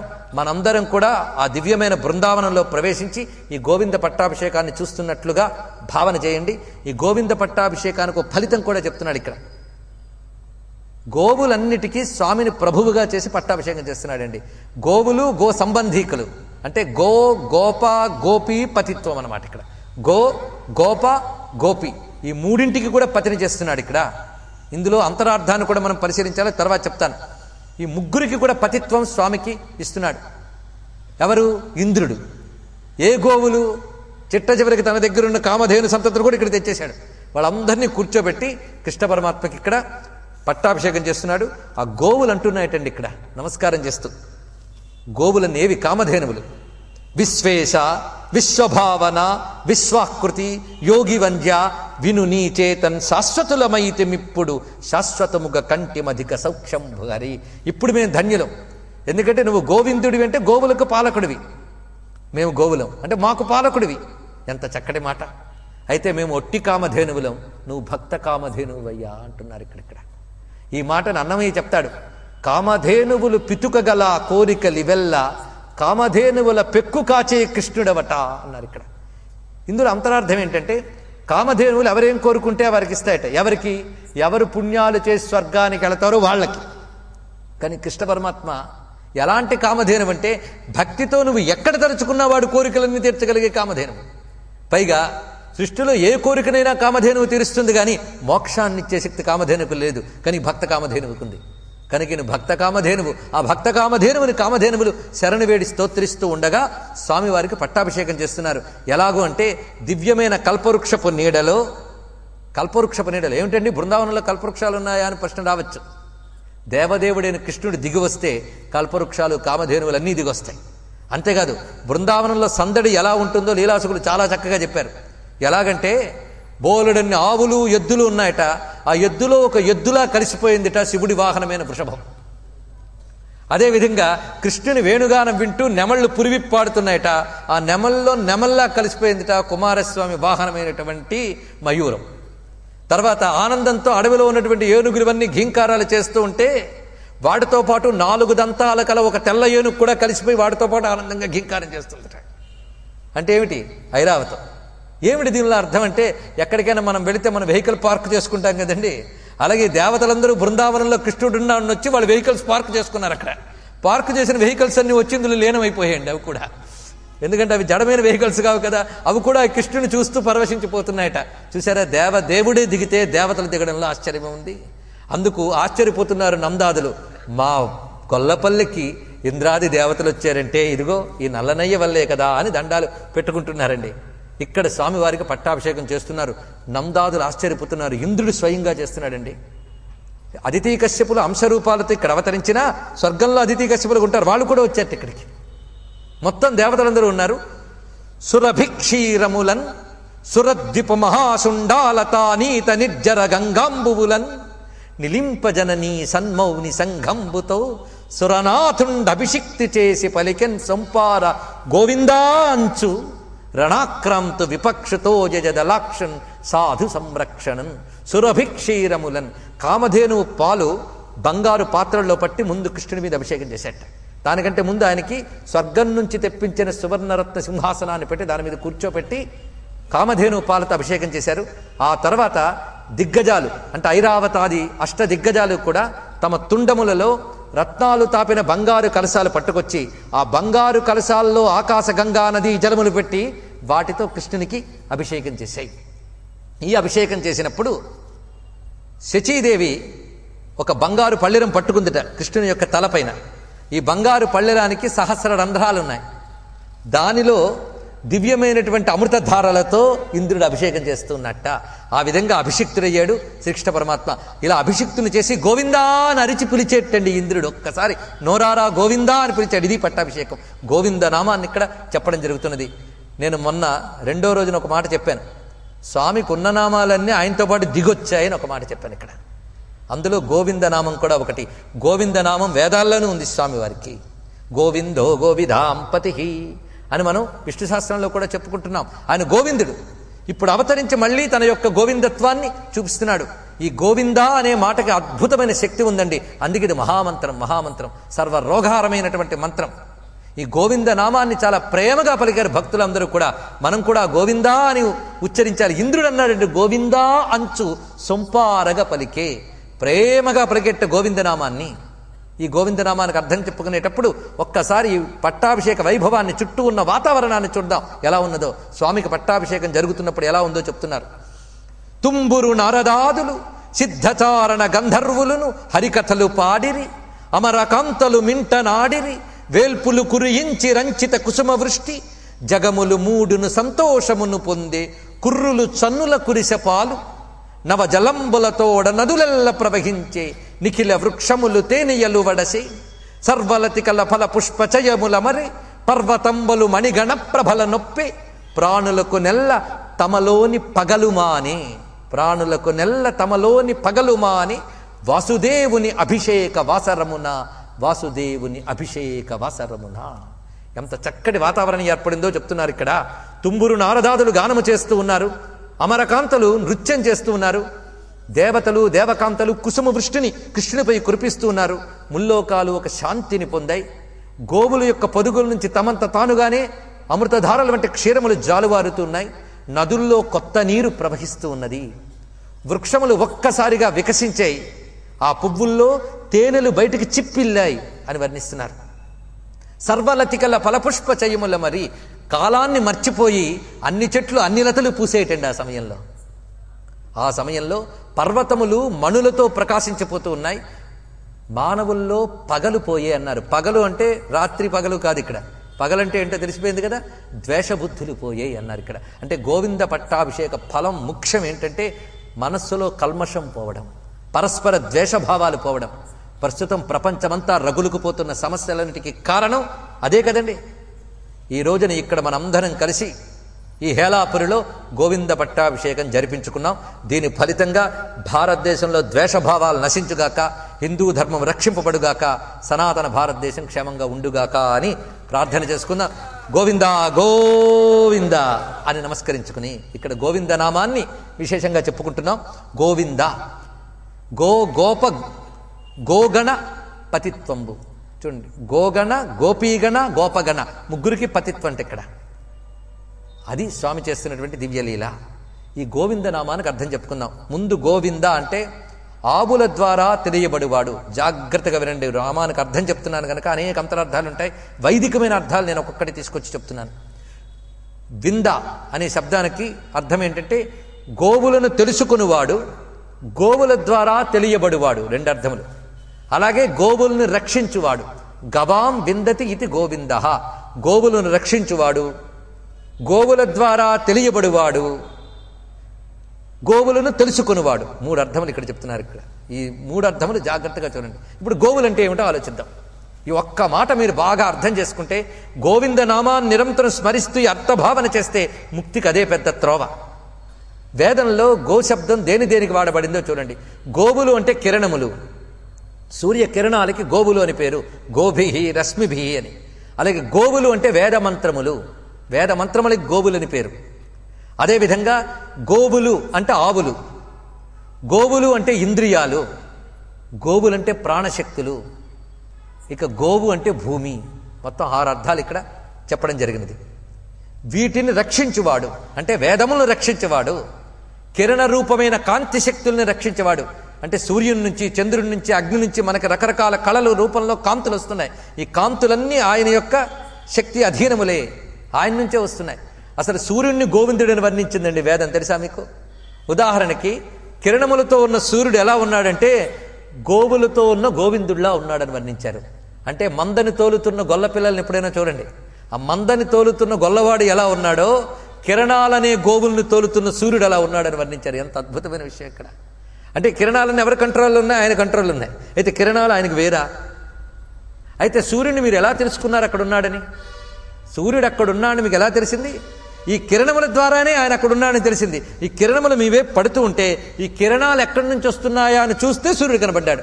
అంటే కిరణముల ద్వారా తెలియబడ్డాడు. పైగా ఈ కిరణముల గురించి మనకు తెలుసా, ఆయనకు తెలుసా? నిజానికి ఆయనకే తెలుసు. కానీ కిరణములను తెలుసుకునేవాడు, కిరణముల ద్వారా తెలియబడివాడు, కిరణములను రక్షించువాడు ఎవరు? సూర్యమండలంలో ఉన్న నారాయణుడు, ఆయన గోవిందుడే. ఇది చూడండి ఒక అర్థం. అదేవిధంగా మన సూర్యకిరణాలు ఎలాగైతే భూమి మీద ప్రసరించాయో ఆత్మ యొక్క చైతన్యం కిరణ రూపాల్లో మన శరీరం అంతా ప్రసరిస్తేనే మనం ఉన్నాం. చూడండి ఇక్కడ. కనుక ప్రాణములే ఇక్కడ గోరూప కిరణములు, కనుక గోవులంటే ప్రాణములు. ఇవన్నీ కూడాను ఆత్మ యొక్క అధీనంలో ఉన్నాయి. ఆయన లోపల ఉన్నాడని నీకు ఎలా తెలిసింది? ఈ ప్రాణముల యొక్క పని బట్టి పని చేయించేవాడు ఒకడు ఉన్నాడని లోపల తెలుసుకోవాలి. అంతేకదా, ఒక ఆఫీసులో బాగా పని నడుస్తుంటే ఆఫీసులో ఒకడు ఉన్నాడని ఎలా తెలిసిందో నీలో ప్రాణముల యొక్క పని బట్టి ఈ ప్రాణాలను నడిపేవాడు ఒకడు ఉన్నాడని తెలుసుకోవాలి. ఈ ప్రాణముల్లో ఆయన శక్తే ప్రసరింపబడుతున్నది. ఈ ప్రాణములను రక్షించేవాడు, ప్రాణముల ద్వారా తెలియబడివాడు, ప్రాణములను తెలుసుకునేవాడు ఆయన. కనుక ప్రాణములకు అలాగే వేదములు, వేదమంత్రములు, వేదమంత్రములన్నీ స్వామి నుంచే వచ్చే. యస్య నిశ్వసితం వేదాహ అంది శాస్త్రం. అంటే స్వామి యొక్క ఊర్పులే, అంటే ఊపిరులే వేదములట. అవన్నీ ఆయన నుంచే వచ్చాయి. మరి ఆయన గురించి ఇంత చెప్పుకుంటున్నామే, దేనాధారంగా చెప్తున్నాం? వేదముల ఆధారంగానే చెప్పుకుంటున్నాం, అంతే కదండి. వేదముల ఆధారంగానే పరమాత్మను తెలుసుకోగలం. ఆయన నుంచి వచ్చిన వేదముల ద్వారానే ఆయన్ని మనం తెలుసుకోగలం. వేదముల ద్వారా ప్రతిపాదింపబడే పరతత్వమే గోవిందుడంటే. స్వయంగా గీతలో చెప్పాడు కదా ఆయన, వేదైశ్చ సర్వైరహమేవ వేద్య వేదాంత కృత్ వేద విదేవచాహం. వేదములన్నీ తెలుసుకునేవాడు నేనే. ఎందుకంటే వేదాలు మనకు తెలియదు, ఆయనకే తెలుసు. వేదాలు అధ్యయనం చేసిన వాళ్ళందరికీ వేదాలు తెలుసా? వేదముల గురించి సంపూర్ణంగా తెలిసిన వాడు ఒక్కడే, నారాయణుడు, గుర్తుపెట్టుకోండి. ఆయనకే వేదముల గురించి తెలుసు, ఆయన నుంచే వేదములు వచ్చాయి. ఈ వేదముల ద్వారా ఆయన్నే తెలుసుకోవాలి. ఎందుకంటే వేదములు పుట్టిందే ఆయన్ని చెప్పడానికి, అది ఆయన నుంచే పుట్టే. కిరణముల ద్వారా సూర్యుని తెలుసుకున్నట్లుగా వేదముల ద్వారా వేద వేద్యుడిని తెలుసుకోవాలి. కనుక గోవిందుడు అంటే వేద వేద్యుడు. ఇది రెండవ అర్థం. ప్రాణములను కాపాడువాడు. ఇలా జగత్తులో మనం కదులుతున్న అన్ని శక్తులు గోవులను చూసుకోవాలి. వీటన్నిటికీ గోపాలకుడని. అయితే ఇక్కడ అంతరార్థంగా ఒక మాట చెప్తున్నా. గోవిందుడు అన్నప్పుడు ఆత్మపరంగా అర్థం తీసుకోవాలి. అది ఎలాగో చూడండి. ఎందుకంటే ఒకే నామానికి ఇన్ని అర్థాలు ఉంటాయి. ఎందుకంటే స్వామి ఇన్నిటి పరంగా కూడా ఉన్నాడు గనక. మన శరీరమే ఒక వ్రజభూమి. మన శరీరమే వ్రజభూమి. ఇందులో గోవులు ఉన్నాయి, గోపాలకులు ఉన్నారు, గోపికలు ఉన్నారు. ఎవరు వాళ్ళు జాగ్రత్తగా చూడండి. నిన్న నేను చెప్పిన కథను కొంచెం మళ్ళీ గుర్తు తెచ్చుకోండి. ఎప్పటికప్పుడే అనేది కాదు కదా మీ తత్వం నాకు తెలుసు. గోవులు అంటే మన ఇంద్రియాలు గోవులు, వీటిని నడిపే ఆలోచనలు గోపాలకులు, ప్రాణశక్తులు గోపికలు. ప్రాణము, బుద్ధి, దేహము, ఇంతే కదండి మనం. ఈ మూడు మనకు తెలుసు. మన గోవులు తెలుసు, గోపకులు తెలుసు, గోపికలు తెలుసు. గోవిందుడు తెలియదు. వచ్చింది బాధంతా అక్కడే వచ్చింది మనకి. గోవులైన ఇంద్రియాలు తెలుసు, గోపాలకులైన ఆలోచనలు తెలుసు, గోపికలైన ప్రాణములు తెలుసు. కానీ ఈ ముగ్గురిని నడిపించేవాడు అసలున్నాడు, వాడు గోవిందుడు. వాడు ఇందులోనే ఉన్నాడు. కనుక ఆ గోవిందుడిని గోశాలలో పరిశీలించండి. ఇది గోష్ఠం, ఇదే కోష్టం, గోశాల. ఇక్కడున్నాడు. ఇది వ్రజము, ఇది గోశాల. అక్కడ ఉన్నటువంటి ఆ పరమాత్మ వల్లనే వీళ్ళు ముగ్గురు కదులుతున్నారు, లేకపోతే ఏమీ లేదు. కనుక అసలైన గోవిందుడు ఎక్కడున్నాడో ఇక్కడ చూపించాం కదా. బహుశా ఇది అర్థం అవడమే కష్టం. ఎందుకంటే నీ లోపల వాడిని చెప్తే అర్థం కాదు, బయట వాడిని చెప్తే అన్నీ అర్థమవుతాయి మనకి. ఎందుకంటే మన ముఖం మనకు కనబడదు కనుక మనలో ఉన్నవాడు కూడా మనకు తెలియదు. ఇలాంటి తత్వమే. కనుక మనలో ఉన్న గోవిందుడిని గ్రహించవలసిన అవసరం ఉంది. మొత్తానికి గోవిందుడు అనేది నారాయణమూర్తి నుంచి ఆత్మవస్తువు వరకు అన్నిటిగా అన్వయింపబడుతున్నది. కనుక గోవిందనామం ఎంత పరిపూర్ణమైనదో చూడండి. అందుకే గోవర్ధన ఉద్ధరణ వెంటనే స్వామి గోవింద పట్టాభిషేకం జరగడం. కనుకనే గోవర్ధనగిరి ఉత్కృష్టమైనటువంటి ఆ గోవర్ధనగిరిని ఉద్ధరించిన లీలలన్నిట్లోకి గొప్ప లీల అని ఎందుకు చెప్పాను ఇప్పుడు అర్థమైంది కదా. గిరిధారి గోవర్ధన గిరిధారి. అందుకే ఈ ఘట్టం అవగానేట స్వామి గోవింద పట్టాభిషేకం చేసిన తర్వాత అక్కడ ఉన్నటువంటి గోపికలందరూ పరవశించిపోయి గానం చేశారట. గోవర్ధన గిరిధర గోవింద గోకుల పాలక పరమానంద శ్రీవత్సాంకిత శ్రీకౌస్తుభధర భావుక భయహర పాహి ముకుంద గోవర్ధన గిరిధర గోవింద. మాటలు చూడండి ఎలా వేశాడు మహానుభావుడు. ఎందుకు గోవిందని చెప్పాడు ఇప్పుడు తెలిసింది కదా.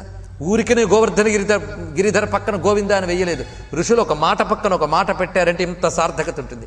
గోవర్ధనగిరిని ఉద్ధరించిన తర్వాతే గోవింద పట్టాభిషేకం జరిగింది గనక గోవర్ధన గిరిధర గోవింద గోకుల పాలక పరమానంద అన్నారు. ఇక్కడ ఆ కీర్తనకు ముందు నారాయణ తీర్థులు అందమైన ఒక శ్లోకాన్ని చెప్తున్నారండి. ఛత్రీకృత గిరిరాజే రక్షిత గోపాల గోధన సమాజే గోవిందే తమనంతం భక్త్యా గోప్యా జగుం పరంతుష్టా. ఛత్రీకృత గిరిరాజైన గోవర్ధనుని గొడుగుగా చేసిన స్వామి, కొండ గొడుగుగా గోవులగాచిన కొండుక శిశువుకు గొబ్బిళ్ళో అన్నాడు కదండి అన్నమయ్య.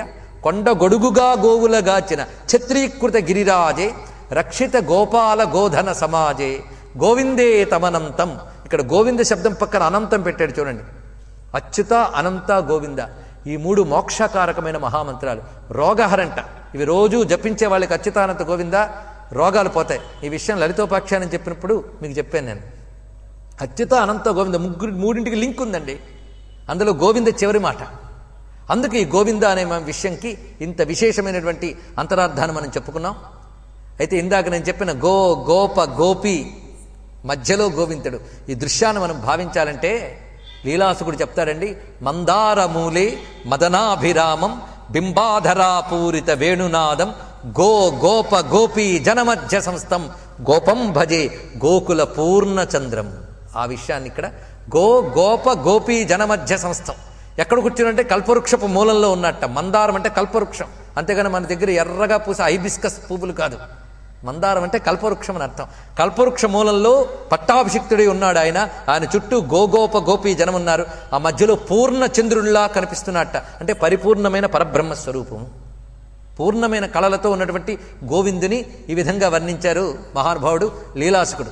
అంతేకాదు గోవిందం పరమానందమని పరమానందంగా శంకరుల వారు గోవిందాష్టకాన్ని చెప్పారండి. సత్యం జ్ఞానమనంతం నిత్యమనాకాశం పరమాకాశం గోష్ఠ ప్రాంగణ రింగణలోలమనాయాసం భువనాయాసం చింతామణి మహిమానం ప్రణమత గోవిందం పరమానందం చింతామణి మహిమానం ప్రణమత. ఆయన ఎవడు?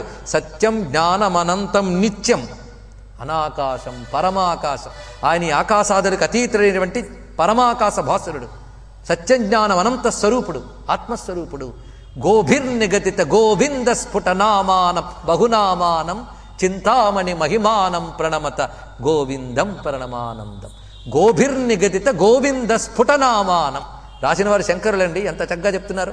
గోభిర్నిగదిత, గోభిహి అంటే వేదవాక్కుల చేత, నిగదిత చక్కగా చెప్పబడిన గోవింద అనే పేరు గలవాడు.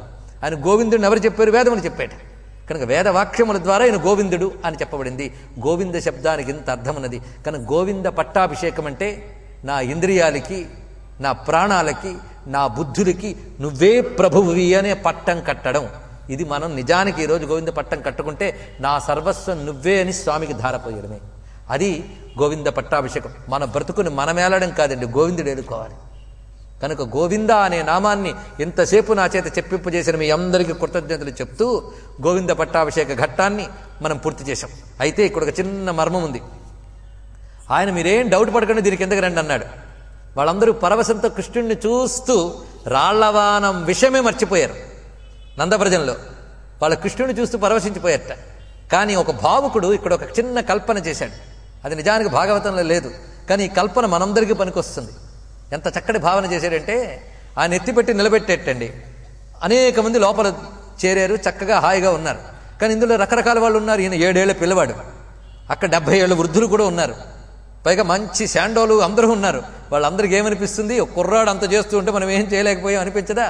కొందరికి అనిపించిందిట, ఏదో పిల్లాడు ఎత్తాడు కానీ ఎంతసేపు పడతాడో ఏమిటో, ఎందుకైనా మంచిది మనం కూడా కాస్త చెయ్యి వేద్దామని ఆ కర్రలో పెట్టేటండి అడ్డు. మరికొందరు ఘటకులు ఉన్నారు, వాళ్ళు ఏమిటంటే ఎత్తాడు కానీ ఎప్పుడు పడేస్తాడో ఏమిటో, పట్టుకోగలడో ఏమిటి లేదో అనుకుంటూ భయంతో కొంచెం బయటకు వచ్చేటండి. రాగానే రాళ్ళవని నెత్తి మీద పడింది. మళ్ళీ ఆ భయంతో లోపలికి వచ్చేట. ఇటు లోపల ఉండలేకపోతున్నారు, అటు బయట వెళ్ళలేకపోతున్నారు. నెత్తి మీద రాళ్ళవాన పడుతుంది. కొందరు మేము కూడా చెయ్యి వేసాం తృప్తి పడిపోతున్నట్ట.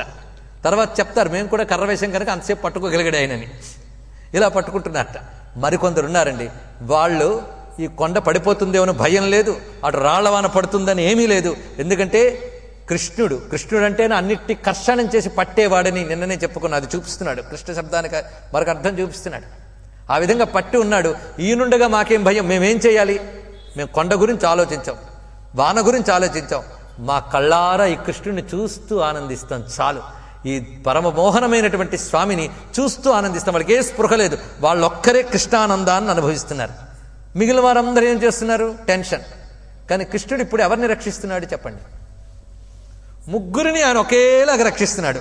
అంతేగాని తనను చూసేవారిని ఒకలాగా, కర్ర పెట్టే వాళ్ళని ఒకలాగా, అటు ఇటు తిరిగే వాళ్ళని ఒకలాగా చేస్తున్నాడా? ముగ్గురిని ఒకేలా రక్షిస్తున్నాడు. కానీ ముగ్గురు ఒకేలా లేరు. చూడండి, ఇక్కడ ముగ్గురు ఒకేలా లేరు. ఒకడికి తీవ్రమైన టెన్షన్, ఆ టెన్షన్తో లోపల ఉండలేకపోతున్నాడు, బయటికి వెళ్ళలేకపోతున్నాడు. బయటికి వెళ్తే రాళ్ళవాన కూడా కుదురుతుంది. ఇంకొకడు నేనే అంతా అనుకుని అహంకరిస్తున్నాడు. వీళ్ళ అహంకార వికారం వాళ్ళకుంది, ఈ టెన్షన్ వీడుకుంది. ఇవి లేని వాళ్ళు వాళ్లే. అలాగే ప్రపంచంలో పరమాత్మ అందరికీ ఒకే విధమైన కృపని ఇస్తున్నప్పటికీ అజ్ఞానులు తామే ఏదో నిర్వహిస్తున్నామనుకునే అహంకారంతో కొట్టుకుపోయే వాళ్ళు కొందరు, ఎప్పుడేమైపోతుందో అనేటటువంటి భయంతో తిరుగాడే వాళ్ళు. ఈ టెన్షన్లకు కానీ అహంకారాలకు కానీ పరమాత్మ కర్త కాడు. ఆయన అందరికీ రక్షకుడే, కరుణామయుడు. కనుక కరుణామయుడు, రక్షకుడు, ప్రభువు అంటే మనకెప్పుడో ఉన్నాడు కృష్ణుడని చెప్పండి, ఇంకెవడో ఉన్నాడని చెప్పుకోవద్దు. అందరినీ కాపాడేవాడు ప్రభు అంతే. తను తాను కాపాడుకోలేక నెత్తురోడేవాళ్ళు కాదు ప్రభువులంటే. అందుకు మనల్ని కాపాడడానికి తానే కొండనెత్తినటువంటి వాడు. కనుక కృష్ణావతారం అంటే రక్షకావతారం. గుర్తుపెట్టుకోండి, రక్షకావతారం. అపద్బాంధవుడు కృష్ణుడు ఒక్కడే. మొత్తం కృష్ణావతారంలో మీరు చూస్తే పిలిస్తే చాలు పలికినటువంటి స్వామి. ఎవరికైనా సరే మీరు పరిశీలించండి, చిట్ట చివరికి ద్రౌపదమ్మ వరకు స్మరిస్తే చాలు పలికి అనుగ్రహించినటువంటి దైవం. కనుక రక్షకావతారం అని చెప్పుకుంటున్నాం. ఈ విధంగా స్వామి గోవర్ధనగిరిని ఉద్ధరించాడండి. ఆ తర్వాత జరిగిన లీలలో ఒకప్పుడు ఏకాదశి ఉపవాసం చేసి నందుడు ఆ మరుసట్లో ద్వాదశి స్నానానికని యమునా జలంలోకి వెళ్ళగానే అక్కడ వరుణునికి సంబంధించిన ఒక భటుడు ఈయన లాక్కు వెళ్ళిపెట్టా. ఆయనకి ఎందుకు బుద్ధి పుట్టిందో మొత్తానికి నందుడిని లాక్కు వెళ్ళిపెట్టా. ఎక్కడికి వెళ్ళాడో ఎవరికీ తెలియలేదు. కానీ స్వామికి తెలియకుండా ఉంటుందా? తిన్నగా వరుణుని నగరానికి చేరేట. అప్పుడు వరుణుడు వచ్చి పాదాల మీద పడి, స్వామి ఏమిటి చెయ్యాలి, ఏమిటి సెలవని. ఏం లేదు, మా నాన్నని నీ భటుడు కూడా ఎత్తుకొచ్చాడు, తీసుకురమ్మని చెప్పు అన్నట్ట. అవునా అని చెప్పి వరుణుడు తీసుకువచ్చి, చాలా సంతోషం, ఇప్పుడు ఈ భటుడిని శిక్షించాలా, వరుణుడు నందుడిని తీసుకువచ్చి ఇప్పుడు ఈయన శిక్షించాలా లేక వదిలేయాలో నాకు తెలియడం లేదన్నట్ట. ఎందుకంటే మీ నాన్నని బంధించి తేవడం దోషమే, కానీ ఆయన్ని బంధించి తేవడం వల్ల నువ్వొచ్చావు కదా నా లోకానికి, ఈ భాగ్యం నాకు దొరికింది కనుక నాకు చాలా ఆనందంగా ఉంది, నారాయణ నమస్కారం చేసేట్టు. ఇదంతా నందుడు చూసేటండి.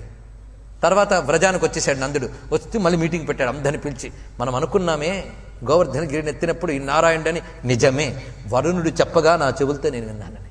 అయితే ఇంకే సాక్షాత్ పరమాత్మ మన యొక్క గోకులంలో నడయాడుతున్నాడు కనుక మనం ఏం చేయాలంటే ఆయన్ని శరణి వేడి, స్వామి నీ యొక్క దివ్య స్వరూపాన్ని, నీ దివ్య తత్వాన్ని మాకు అనుగ్రహించమని అడుగుదాం. ఇది చాలా ముఖ్యమైన ఘట్టం. చాలామంది దాటేస్తారు, కానీ ఇక్కడ ఒక అద్భుతమైన విషయం ఉన్నది. మొత్తం నందుడితో సహా గోపకులందరూ కృష్ణుడి దగ్గరికి చేరి వాళ్ళు అడిగేట, స్వామి నీ యొక్క దివ్య తత్వాన్ని మాకు తెలియజేయాలి, నీ దివ్యానందం ఏది ఉన్నదో అది మాకు అందించు అని అడిగేట. అప్పుడు ఇతి సంచించ భగవాన్, వాళ్ళ యొక్క స్థితిని తెలిసిన మహానుభావుడైనటువంటి శ్రీకృష్ణ పరమాత్మ, మహాకారుణికో హరిహి, మహాదయామయుడైనటువంటి హరి ఒక్కసారి వాళ్ళందరినీ కూడా ఈ లోకం నుంచి పైకి తీసేటండి. ఇది గొప్ప విశేషం. అంటే వాళ్ళకింకా ఈ నందవ్రజం, ఈ భూలోకం, వీటన్నిటి నుంచి తీసుకువెళ్ళి దర్శయామాస లోకం స్వం గోపానాం తమసపరం, తమసపరం చీకటికి ఆవల ఉండేటటువంటి తన దివ్యలోకంలోకి వీళ్ళందరినీ తీసుకువెళ్ళట. ఇక్కడ లోకము అంటే మామూలుగా మనం చూసేటువంటి లోకమనే కాదు, లోకం అంటే స్థితి అని అర్థం చేసుకోవాలి. ఏమిటా స్థితి? లోకంబులు లోకేశులు లోకస్తులు తెగిన తుది నలోకంబగు పెంజీకటి కవ్వల యవ్వండేకాకృతి వెలుగు అతని నే సేవింతున్నని గజేంద్రుడు వర్ణించినటువంటి స్థితి. అన్ని లోకాలకి ఆవల, కాలమునకు ఆవల. ఎందుకంటే సృష్టిలో లోకాలన్నీ కాలాధీనములు, కానీ పరమాత్మ యొక్క లోకం కాలాతీతం. అక్కడ కాలం పనిచేయదు, అది శాశ్వతం, కాలపు లెక్కలేమీ లేదు. ఇది సగుణంగా చెప్తే స్వామి యొక్క దివ్యలోకమైన గోలోకం అని చెప్పుకోవచ్చు, నిర్గుణంగా చెప్తే పరమాత్మతో తాదాత్మ్య స్థితి అని చెప్పుకోవచ్చు, ఏదన్నా ఒకటి. ఈ విధంగా దివ్యమైనటువంటి ఆ చోటుకి తీసుకువెళ్ళాడు స్వామి. ఆ చోటు ఏమిటో చెప్తున్నాడు. సత్యం జ్ఞానమనంతం యద్ బ్రహ్మజ్యోతి సనాతనం. బ్రహ్మజ్యోతి తత్వం అది. జ్యోతి అంటే పూర్ణ చైతన్యము అని అర్థం. ఆ పూర్ణ చైతన్య తత్వము సత్యం, జ్ఞానం, అనంతమైన బ్రహ్మతత్వము. ఏ తత్వాన్ని త్రిగుణములు దాటిన మునులు చేరతారో చూడండి ఇక్కడ. యద్ధి పశ్యంతి మునయో గుణాపాయే సమాహితాః. ఏ తత్వాన్ని త్రిగుణములని దాటిపోయినటువంటి గుణాతీతులైన యోగులు చేరతారో ఆ తత్వాన్ని పరమాత్మ వీరికి అనుగ్రహించాడు, అంటే మోక్షాన్ని అందించాడు. మొత్తంగా అక్కడ ఉన్న వారందరికీ కూడా స్వామి కైవల్యాన్ని ఇస్తున్నాడు. వాళ్ళు మునిగిపోయారట ఆ దివ్యమైన ఆనందంలో. అది ఒక మడుగు. తేతు బ్రహ్మహ్రదం నీతా మగ్నా కృష్టేన చేద్ధృత దదృశ బ్రహ్మణో లోకం యత్రాక్రూరోధ్యగాత్ పురా. ఆ దివ్యమైనటువంటి ఆ స్థితిని బ్రహ్మహ్రదము అన్నాడు ఇక్కడ. అంటే బ్రహ్మమనే మడుగు అన్నాడు. అంటే అక్కడ ఏదో పెద్ద మడుగు ఉంది అందులో మునిగారని కాదు. ఇక్కడ మడుగులో మునగడం అంటే అర్థం మరి భౌతికమైన ఏ స్పృహ లేకుండా అందులోనే లీనమైపోవడం అనడాన్ని బ్రహ్మహ్రదము అంటారు. మీకు విష్ణు శాస్త్రంలో మహాహ్రదో మహాగర్తో మహాభూతో మహానిధి అనే నామాలు కనిపిస్తాయి. దాన్ని ఇక్కడ స్మరించండి. మహాహ్రదము అంటే లోతైనటువంటి అనంతమైనటువంటి తన యొక్క సచ్చిదానంద అనుభవమే ఇక్కడ చూపిస్తున్నాడు. ఆ సచ్చిదానంద అనుభవాన్ని వీళ్ళందరూ పొందారు. నందాదయస్తు తందృష్ట్వా పరమానంద నిర్వృతాః. వాళ్ళు పొందిన ఆనందం పరమానంద నిర్వృతి, అంటే పరమానంద నిర్వాణ సుఖము. ఈ విధంగా వాళ్ళందరికీ కూడా ఆ దివ్యానంద స్థితిని స్వామి కల్పించాడు. అంటే యోగులు ధ్యాన సమాధి ద్వారా పొందేటువంటి త్రిగుణాతీత స్థితిని మొత్తం నందవ్రజవాసులందరికీ స్వామి ఇచ్చాడండి ఇక్కడ. అది వాళ్ళని ఆ విధంగా ముక్తుల్నే చేశాడు. ఆ తర్వాత వాళ్ళు లేరా అని అనద్దు. ఆ తర్వాత దేహాదులతో ఉన్నప్పటికీ వాళ్ళ స్వామి తాదాత్మ్యంలోనే ఉన్నారు. ఒక విధమైన జీవన్ముక్తావస్థలోనే వాళ్ళందరూ ఉన్నారు. ఈ విధంగా కృష్ణ పరమాత్మ మొత్తం నందవ్రజం వాసులందరికీ మోక్షం ఇచ్చాడని నిన్నటి వరకు నేను చెప్పినది ఈరోజు గోవర్ధనగిరి ఉద్ధరణ తర్వాత జరిగిన లీల ఇది. కనుక గోవర్ధనగిరి గోవింద పట్టాభిషేకం తర్వాత జరిగింది. ఇదంతా ఎవరికి చేశాడు? గోపకులకి. మరి గోపికలకు వాళ్ళకి ఇదే ఆనందాన్ని ఇవ్వాలి. ఈ జీవులకి ఇలా ఇచ్చాడు, మరి ఆ జీవులకి ఎలా ఇవ్వాలో ఆయనకి తెలుసు. కనుక ఆ జీవులకి ఏ విధంగా ఆ దివ్యమైన బ్రహ్మానంద స్థితిని కల్పించాడో మనం తెలుసుకోబోతున్నాం. ఆ దివ్య లీలయే రాసలీల, కృష్ణ రాసలీల.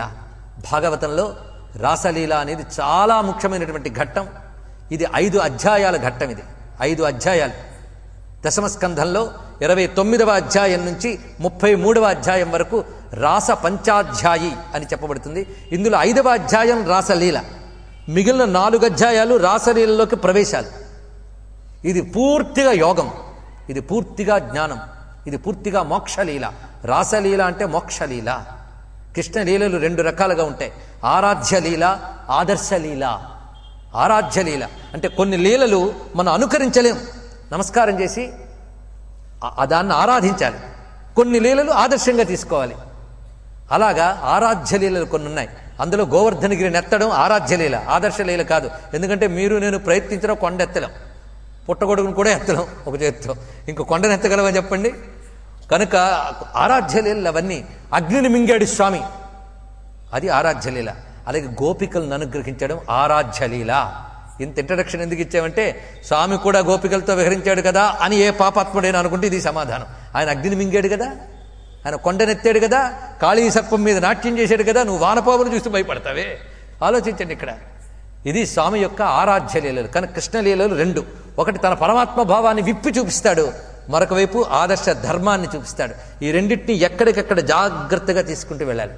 అయితే పరమాత్మ భావాన్ని ప్రకటించే మోక్షప్రధాన లీలలైన ఆరాధ్య లీలలు, వీటికి మోక్షప్రధాన లీల అన్నాను. ఈ మోక్షప్రధాన లీలలు ఏవైతే ఉన్నాయో ఇవి ధర్మమునకు విరుద్ధములు కావు, ధర్మములకు విరుద్ధములు కావు, మానవ ధర్మాలతో కొలవలేనివి, మన కొలతలకు అందనివి. అవి ధర్మానికి అతీతం, అధర్మానికి అతీతం, ధర్మాధర్మములకు అతీతమైనదే మోక్షం. అది ఇస్తున్నాడు స్వామి. ఇది 5 అధ్యాయములుగా చెప్పబడుతున్నది. అయితే 5 అధ్యాయాలు పరమ పావనమైన 5 అధ్యాయాలు. వీటిని తెలుసుకోవడానికి ఒక శుద్ధమైన హృదయం ఉండాలటండి. ఆ శుద్ధమైన హృదయం ఉన్నవాళ్లే దీన్ని గ్రహించగలరు. పైగా భాగవతాన్ని కృష్ణస్వరూపంగా మనం మొదట వర్ణించాం. అందులో ఏ స్కందము ఏ భాగమో చెప్పాం. ఇలాంటి కృష్ణస్వరూపమైన భాగవతానికి పంచప్రాణ స్వరూపాలు ఈ 5 అధ్యాయాలు అని చెప్పారు. ఈ 5 అధ్యాయాలు ప్రాణస్వరూపాలు, అంటే ప్రాణశక్తి, భగవంతునికి ప్రాణశక్తి స్వరూపములుగా ఉన్నటువంటిది. కనుక భాగవతం ప్రాణం, రాసలీల. కనుక రాస పంచాధ్యాయి భాగవతానికి ప్రాణశక్తి స్థానంలో ఉన్నటువంటిది. ఇలాంటి దివ్యమైన రాస పంచాధ్యాయి ముక్తికి ప్రధానమైనటువంటి తత్వం, ముక్తి లీల అంతా ఇందులో చూపిస్తాడు. ముక్తిని అంతటిని కూడా మోక్షానంద లీల. ఇలాంటి లీల అర్థం కావాలంటే స్వామి యొక్క ఆహ్లాదినీ శక్తి ఒకటి ఉంది. ఆ ఆహ్లాదనీ శక్తి ఏదైతే ఉన్నదో, ఆనంద శక్తి, ఆహ్లాద శక్తి, ప్రేమశక్తి అని చెప్పబడుతున్న అలౌకికమైన కృష్ణుని యొక్క దివ్యశక్తి రాధాదేవి. ఆ తల్లి అనుగ్రహం లేనిది రాసపంచాధ్యాయులు ఒక అక్షరం కూడా మనకు అర్థం కాదండి. కృష్ణ భక్తి కలగాలన్నా తల్లి అనుగ్రహం ఉండాలి. అనారాజ్య రాధా పదాంభోజ రేణు అనాశ్రిత్య బృందావనం తత్పదాంకం అసంభాష్య తద్భావ గంభీర చిత్తం కథం శ్యామ సింధౌ రసస్యావగాహ అంటాడు మహానుభావుడు.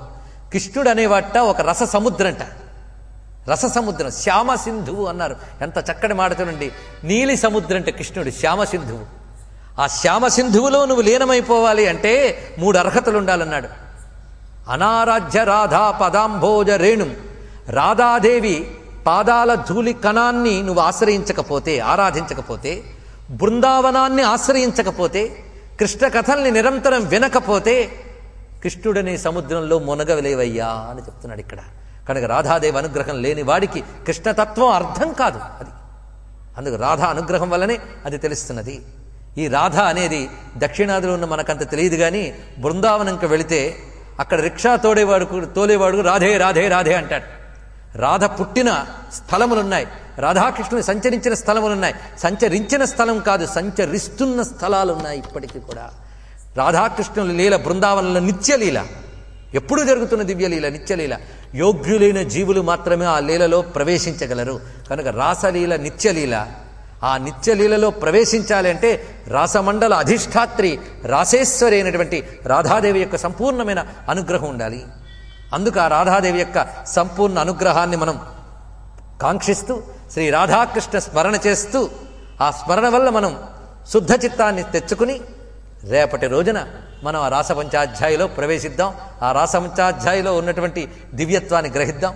పైగా రాసపంచాధ్యాయిలో వాడబడ్డది యోగ భాష, సమాధి భాష అని చెప్తారు శాస్త్రవేత్తలు ఇందులో మొట్టమొదటి నుంచి. అంతేకాదు, ఎవరికైనా మనోవికారాలు ఏవైనా కలిగితే ఆ దోషం పోవడానికి బృందావనంలో యోగులు ఎప్పుడైనా మనస్సు చంచలత్వం కలిగితే ఆ దోషం పోవడానికి ఏం చేస్తారంటే పాలను మాత్రమే స్వీకరిస్తూ రాసపంచాధ్యాయిని పారాయణ చేస్తారట. అందుకే రాసపంచాధ్యాయికి మాత్రం ప్రత్యేకమైన ఫలశ్రుతి చెప్పాడండి. ఇక్కడ గోవింద పట్టాభిషేకానికి కూడా ఫలశ్రుతి చెప్పాడు. ఇది విన్నవారికి, దీన్ని స్మరించిన వాళ్ళకి సర్వ విధములైన సుఖ సౌభాగ్యాలు కలుగుతాయి, ఈశ్వర జ్ఞానం కలుగుతుంది అన్నాడు ఇక్కడ. అంటే భగవజ్ఞానం కలుగుతుంది. ఇది దీనికి ప్రధానమైనటువంటి ప్రయోజనం. అలాగే రాసలీలకు ఒక పెద్ద ప్రయోజనం చెప్పాడు. అదేమిటంటే హృద్రుజ పోతుంది అన్నాడు. అంటే గుండె జబ్బులు పోతాయిట. అనగానే హార్ట్ పేషెంట్లన్నీ అందరినీ ఇక్కడ తెచ్చి కూర్చోపెట్టాలనుకోవద్దు. గుండె జబ్బు అంటే ఏమిటి? ఇక్కడ అదే చెప్తున్నాడు. గుండె జబ్బు ఏమిటి అంటే పరమాత్మను తెలుసుకోలేకపోవడం. అది అజ్ఞానమే గుండె జబ్బు, ఇంకోటి కాదు. కనుక హృదయ వ్యాధి ఏదంటే అజ్ఞానం, అవిద్య. అది నశించాలి అంటే రాసపంచాధ్యాయి పారాయణ చేయాలన్నారు.